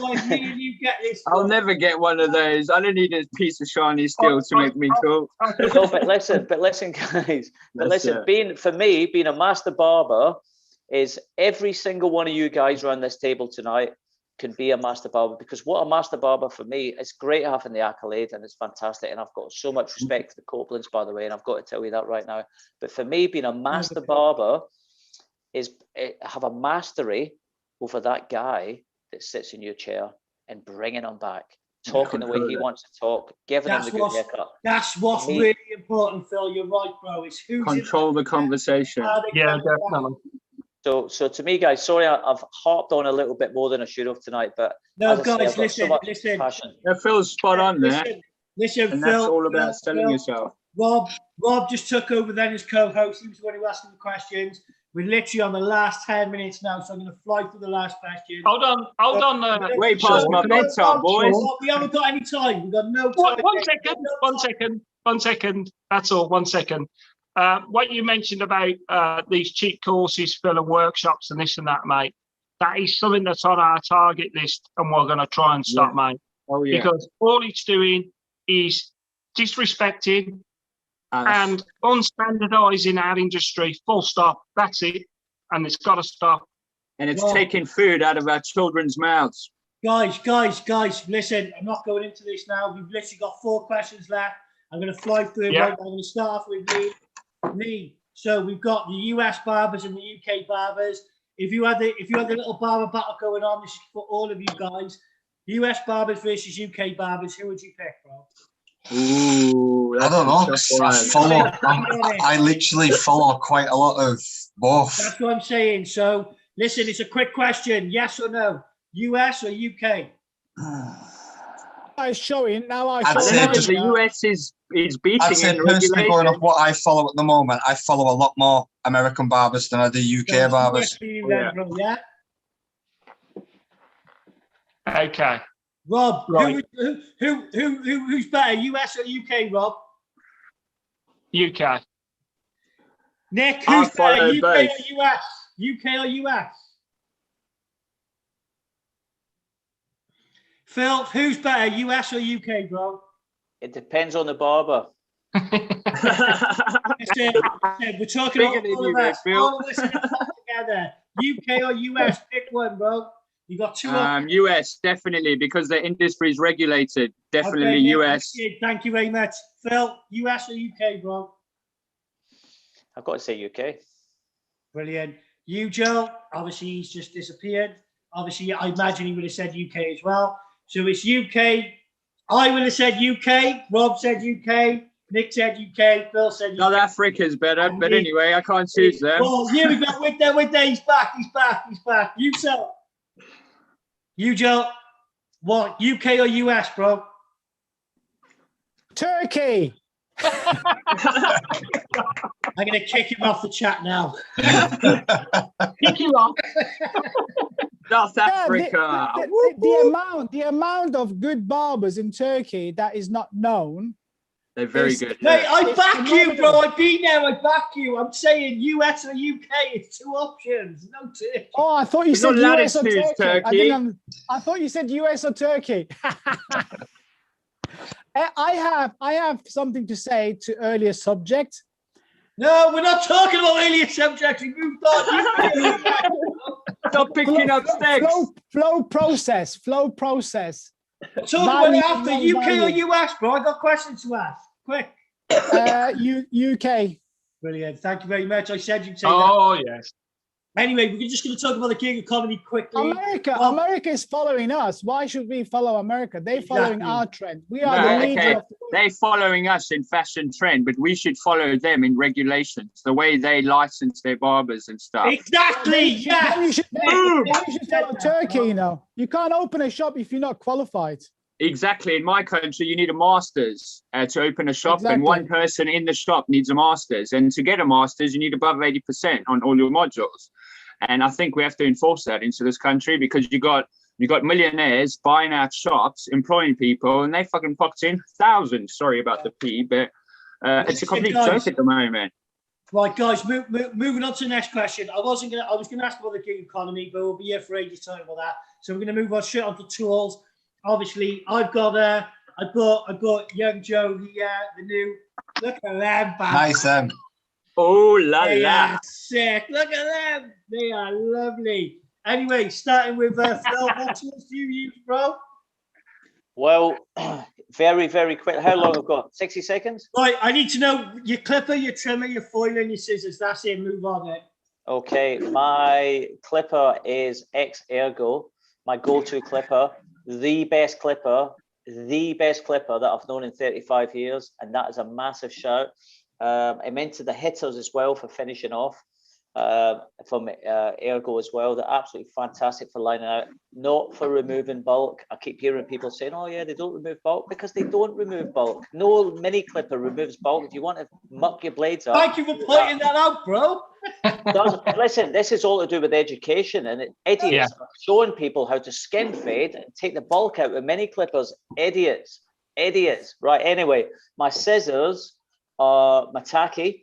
I use Mataki scissors, absolutely fantastic. Two of the nicest people as well. There is great other scissors out there, Joel's, and there's loads of others, but Mataki for me are fantastic, and that's my go-to scissor. Can I just say one thing that's really important that everyone misses out? Combs. Use the right combs. That's for me. Good night. Well, I got every comb under the sun, but listen, we wrap it up soon. Lee, what's your go-to trimmer, your go-to clipper, your go-to scissor, bro? When I first started, it was the Magic Clips for me, for wall. But then, obviously, as the years have gone by, I have to say that the Babyliss Pro is my go-to clipper now. Try the Ergo. Try the X-Ergo, bro. I tell you, it is unreal. I'll have to try it. Listen, can I just say one thing very quickly? If any of you boys buy the X-Ergo and it's not the most powerful clipper, the most accurate clipper, I will pay your money back. Nice. I'll hold you up for that. You owe me a pair of clippers I left in the shop. Shouldn't leave stuff behind. They're probably so old-fashioned now they don't even work. So. They're a pair of Wall Sterlings. Oh, they're really cool. X-Ergo, guys, get on it. I know you get a discount code if you say Phil Jar. I'm saving for them, Phil. I'm saving for them. What do you use that for? Massage, yucel. Massage. Ah. Ooh, it's a massager. Is it for the head or is it for something? Oh, the wonder rod. Listen, when you're single, it comes in handy. It would be good. That's why you don't have a girlfriend anymore. Nice. So. I'd definitely say my go-to clip is definitely the Babyliss Pro, but I have customized them as well, so I don't use the original blade to come with them. Wicked, man. Wicked. Skeletons, I'd definitely go for the skeletons, but I also do use the wall detailers. My scissors, at the moment, I'm using a company called Titan. I've had the same set of scissors for the last 2 years and they're still razor sharp. Nice. And my combs, God, I've probably bought every comb you can think of, but at the moment, Wires Park. I got the gold effects. Ooh. It's all Babyliss, me, bro. I got all Babyliss. Nick, what's your go-to trimmer, clipper, foiler? Well, I use the wall, the T, the white one, the T, wall T for the trimmer. I've got a detailer. I've got an FX Babyliss Pro UK edition. On my clippers, I've got a Babyliss Pro. I've got a Magic Clip wired, but that's for my heavy bulk, like really thick hair. And then I like my Magics with like really powerful motors in. You can get them on tomb45.com. You just replace the batteries, obviously, with the Perspex. I find with the Magic Clips, they get really hot. So I've swapped over the metal blade for a Perspex blade and wow, like amazing, like cutting butter, man. Cool. What's scissors? Scissors, I use 9-inch Kato's, Mataki, same as Phil Jarman. I've had them now 4 years. I've never sent them in to be sharpened. I rock and roll of my scissors. My scissor works amazing. I've got speed that most don't. But hopefully I want to do competitions once all this COVID rubbish is over, and hopefully I want to Yeah, we'll be I back. want to come and We'll be compete back. this We'll be year. back doing competition. But anyway, the question is scissors, tools, you, Joe? What are you using, G? And this Masters T outliner and the TS2. These Oh, are my you had to put your plaques in the back, didn't you? and my scissors. Mataki, yeah, man. Matakis all the way. Rob, what are you using, bro? You know what I use. Mataki. We'll just move on. Fabulous Right? Pro. Okay, right. I'm going to go and throw a spanner in the work here now. Right. I'm using a Braun 9 series for a skin fight. They are amazing, those are. They are amazing. fucking Yeah. shit off, mate. They Mate, kick stubble you know off. I use the Fabulous Pro foil clippers, Sean. These ones even better. Mate, they get it closer. Anyway, No way. I've got to say, The Braun I've used both, 9000, you and can save I your like both of testes them. with, mate. anyway, no, wait, I think Phil's already mentioned it about combs. I mean, between any haircut, your combs are so important. And any haircut that I do, I use 4 different combs. That's what I do. I got my clipper comb, which is one. I got my cutting comb, and I got my tapering comb, which bends. Okay, that's how I was taught. What's that, mate? Chelsea have just scored Is the that winner Chelsea? in the Champions League final. Oh, I'm busy watching as well. That's an all English final, so that's fantastic. Phil, you know this is Yeah, a barbering show, right? I know. Remember, Phil, we've got to keep our attention. Scissors I use quartered steel and Kenchi blade, so I use the 1010s. They're amazing scissors. Quartered steel scissors, mate, at a different level. If you do a lot of slice or channel and point cutting, because of the shape and point of the ends, you won't cut your fingers. You know, you just will not cut your fingers because they're squared up. Point cutting. Point cutting Where is it? Ooh. Oh, Chelsea. Rubbish. Mate, I'm kicking you, Joe, out of the chat now. And we just scored, yeah? Guys, well, okay, listen, did you want to talk about football? Who are your football teams then? Rob's Birmingham, Phil's Rangers. Lee, who are you? Man United. Man United.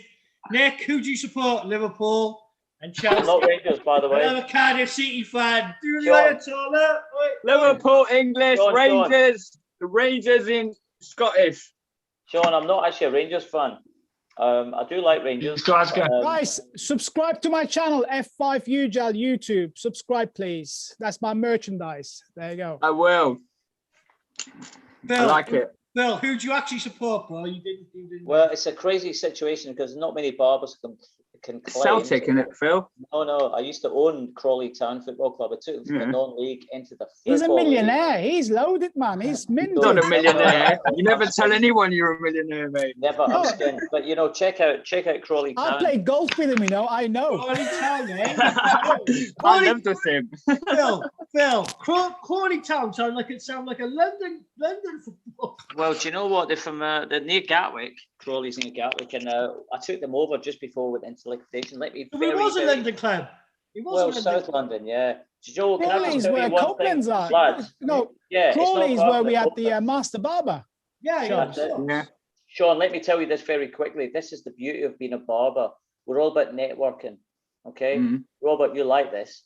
And, you know, I took the club over just before they went into liquidation, and I got a couple of massive big hitters. And that's not a gamma tool. I'm talking about big hitters financially. And we took Crawley from non-league into the Football League. We played Manchester United at Old Trafford in front of 75,000 people, a sellout. But let me tell you this, so many people around the country in the boardroom used to say to me, Phil, what's your industry? What's your industry? And I said, I'm a barber, right? And they used to look at me and they used to be like, you can't be a barber and own a football club. And this is, you guys can Google this, right? This is the great thing about Google these days. And I used to say, you know what, you can.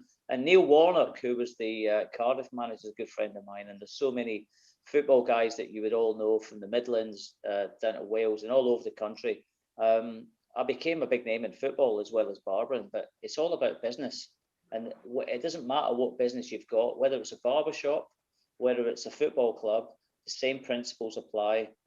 Everyone's a potential customer. But you know, it is. But you know, the thing is, it's about the people who work for you, from the tea lady to the kit man, and all the way through. It's from your Saturday boy, for your junior apprentice, right through to your senior stylist.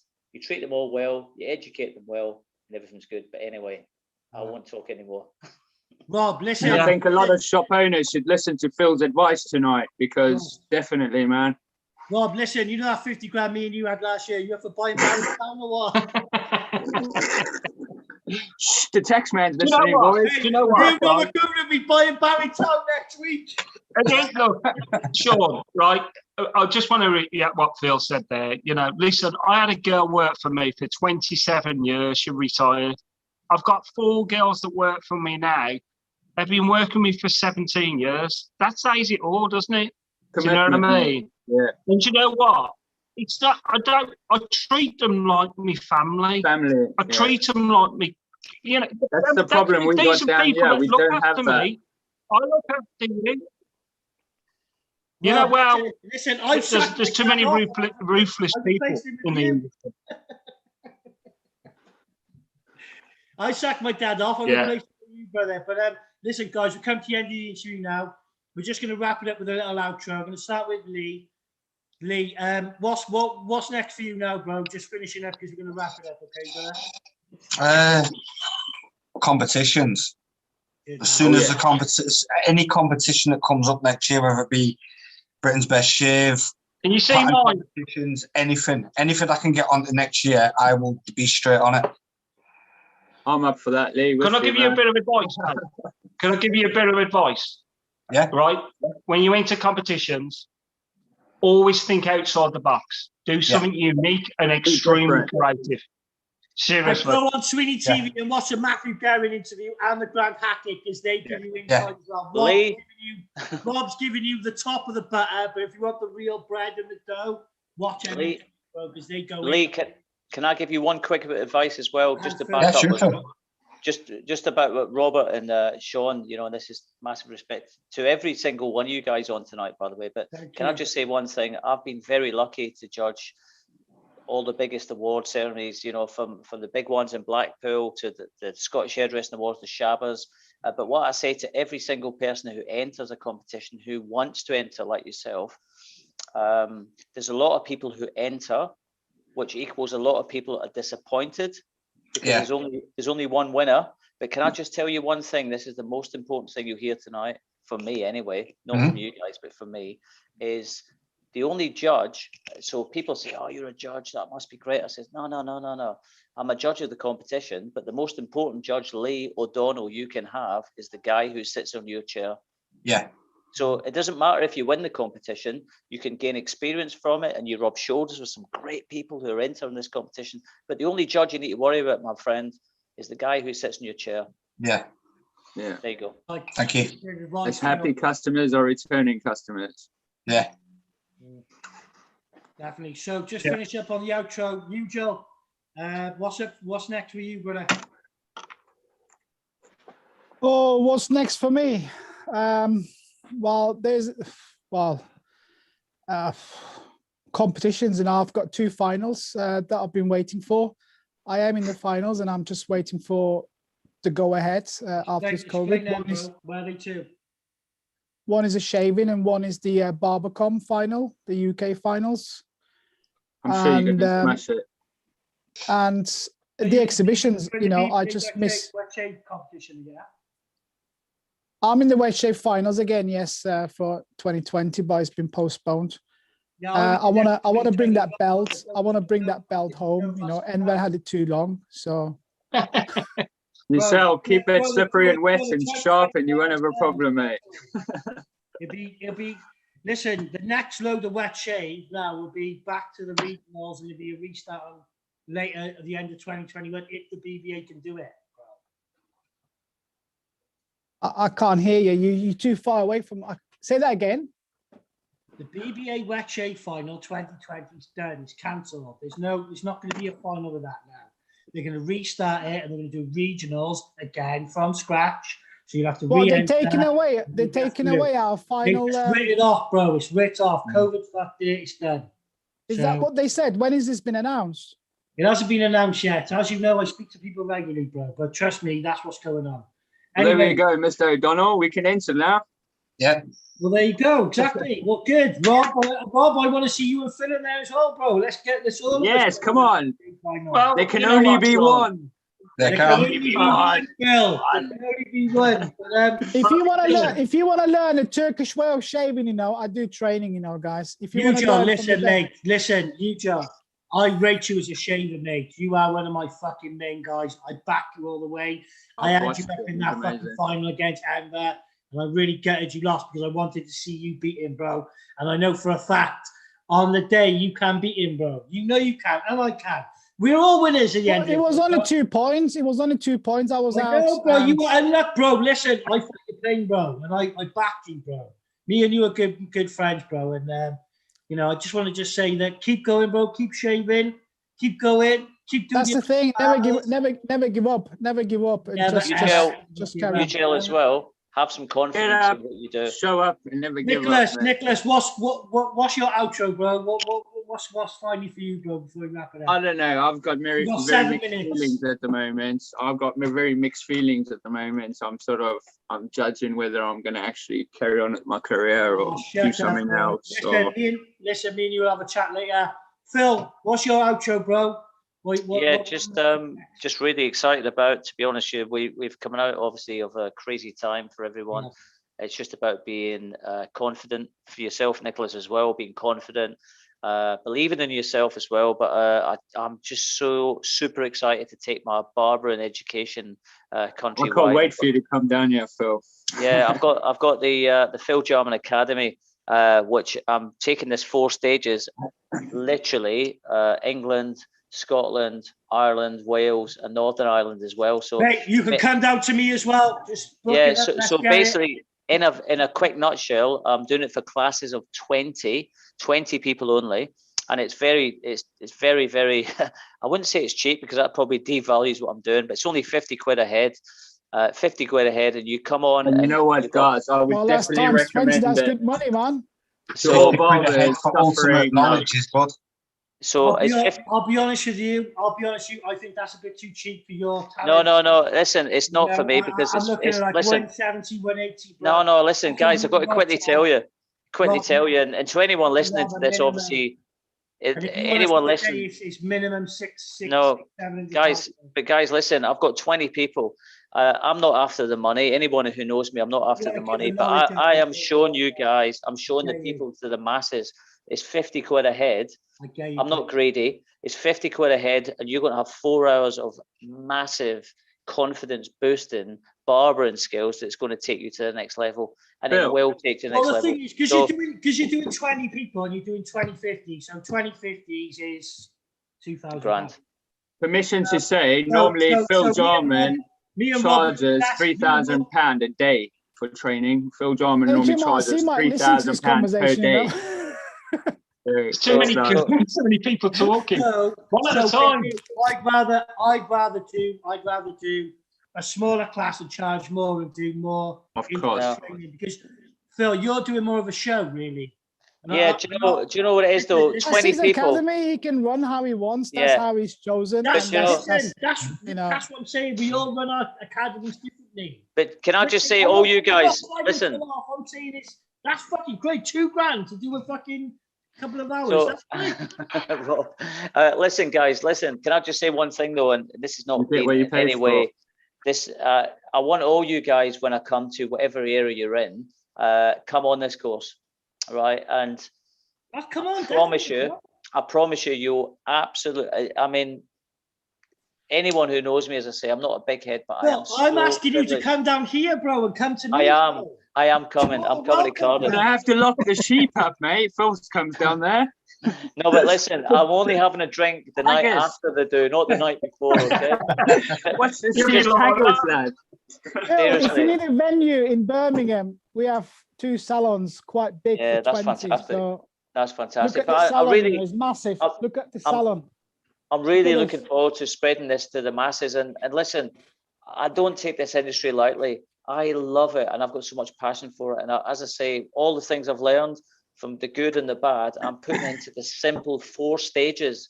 4 stages. It's easy to remember.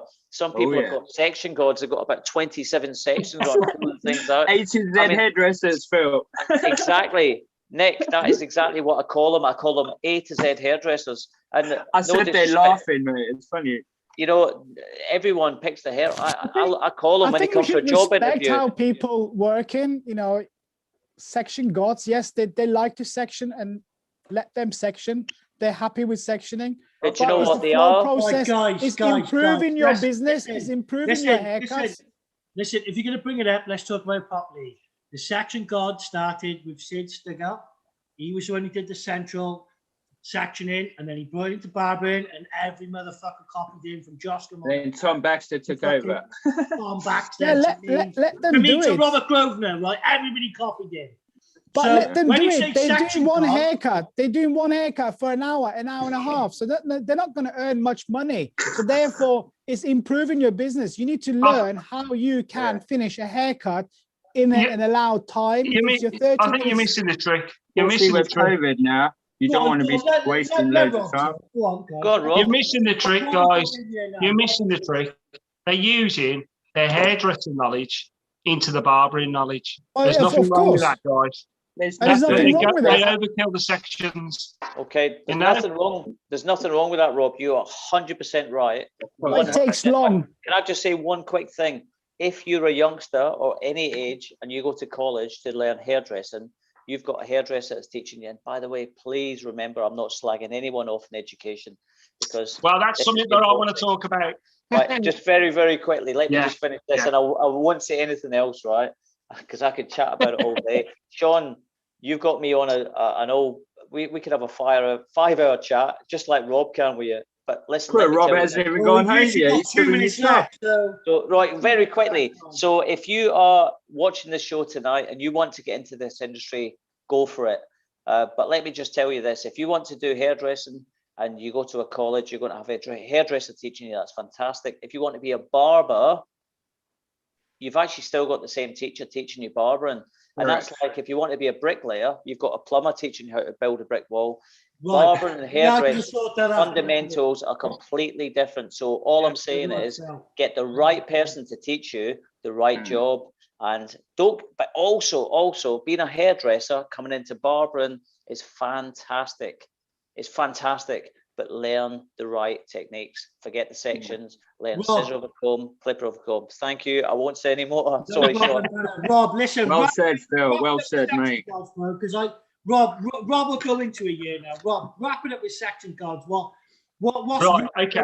With that? Look. It all depends what client's in your chair. You know what I mean? And if the hair's long, you're going to have to do sections. Exactly. No. Just listen. Making your life easier, isn't it? No. Listen to what I'm saying. Why are you doing sections when you're doing a skin fight? There's no need. It's for the camera. That it's just for the camera. It's as simple as that. There's certain ways of doing a haircut. You don't need to do small sections for your finger, but they're only that fat, and you're putting it towards you like that. You can do the fundamental scissor over comb. You know what I mean? Clipper over comb. You know, that does the same thing. It's as simple as that. Going to the colleges, right? Now, the colleges, I understand what Phil is saying about there's a lot of hairdressers teaching the barbering skill. My ploy of attack, and I'm already working at colleges, is to upskill the tutors, the assessors in these colleges, and understanding the fundamentals of men's grooming or barbering, because they don't get and grasp the concept, but they're quick enough to tick people's boxes and say, you've done 6 cuts at this standard, we're going to give you a qualification. The trouble is, if you take them on, you've got to retrain them. You've got to retrain them, unfortunately. But the trouble is, colleges, I'm not going on the attack on colleges. The colleges are there. They're like a machine. You know what I mean? They've got revenues to sort and stuff like that. The point that I'm trying to make is we need to kind of like help the colleges and improve their standards. Yeah. within Right. barbering. Not your It hair doesn't help. It's still all five- cutting hair. Listen, guys, I'm going to let you talk about this for a little bit, right? Carry on, and then I'm going to wrap it up and we're going to finish, okay? So, Rob, It's like I say, it's still. what they think about working in the colleges. But the thing is, right? It's like any cut that you do, there's a process. There's a generic way of it. Phil's already mentioned it. He's got a full diagonal attack on how he does specific jobs. I do things similar myself. Okay, I execute. You know, I've been working with a videographer, and I've been doing videos on mannequin diets and certain cuts, and I spell it out in 7 different segments of that specific cut. And that's my generic way of doing things. And if you put that generic way over back to the people that you're going to teach, it gives them that understanding that simplifies things. You don't have to do all these minute sections. It just complicates it and confuses people, and they overthink it. They really do. And there's no need for it. I can just pick up a comb. I can go, right, scissor over comb, do the same method, and you know what? It's cleaner. And then it's because you're not going to leave an imprint section of scissor marks, because your finger, if you're wherever fat your finger is, you can only get it as short as that. Your comb, scissor over comb, you can get it as thin as this without leaving any scissor marks if you know what you're doing.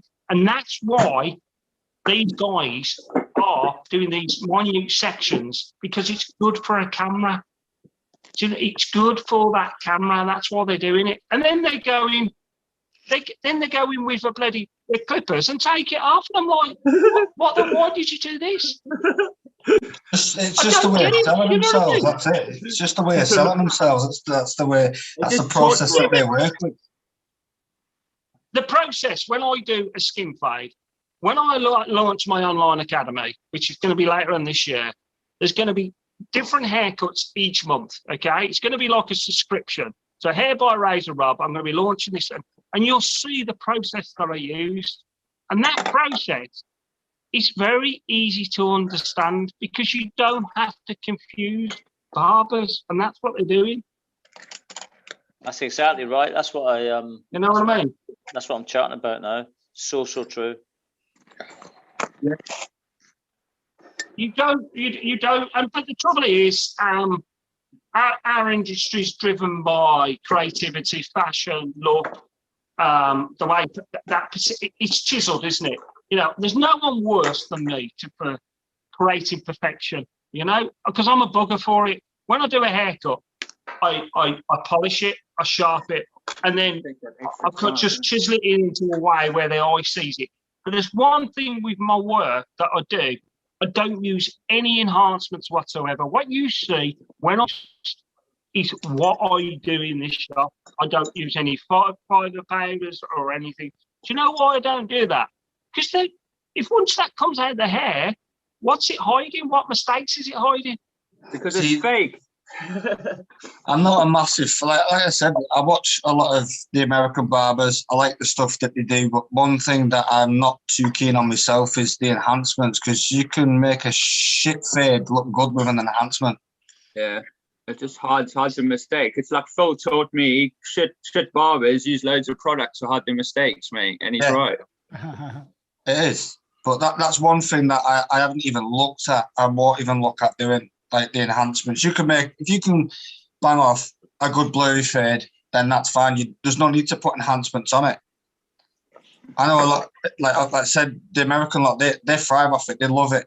It's one thing that they do, but it doesn't last forever. It's what, a couple of washes and it's out. That's it. They're more into the spraying the hairline, and like touching up. It's good for camera work if you're doing like photography shots and stuff like that. But I've also known a client, and I've done it too, where he's a footballer.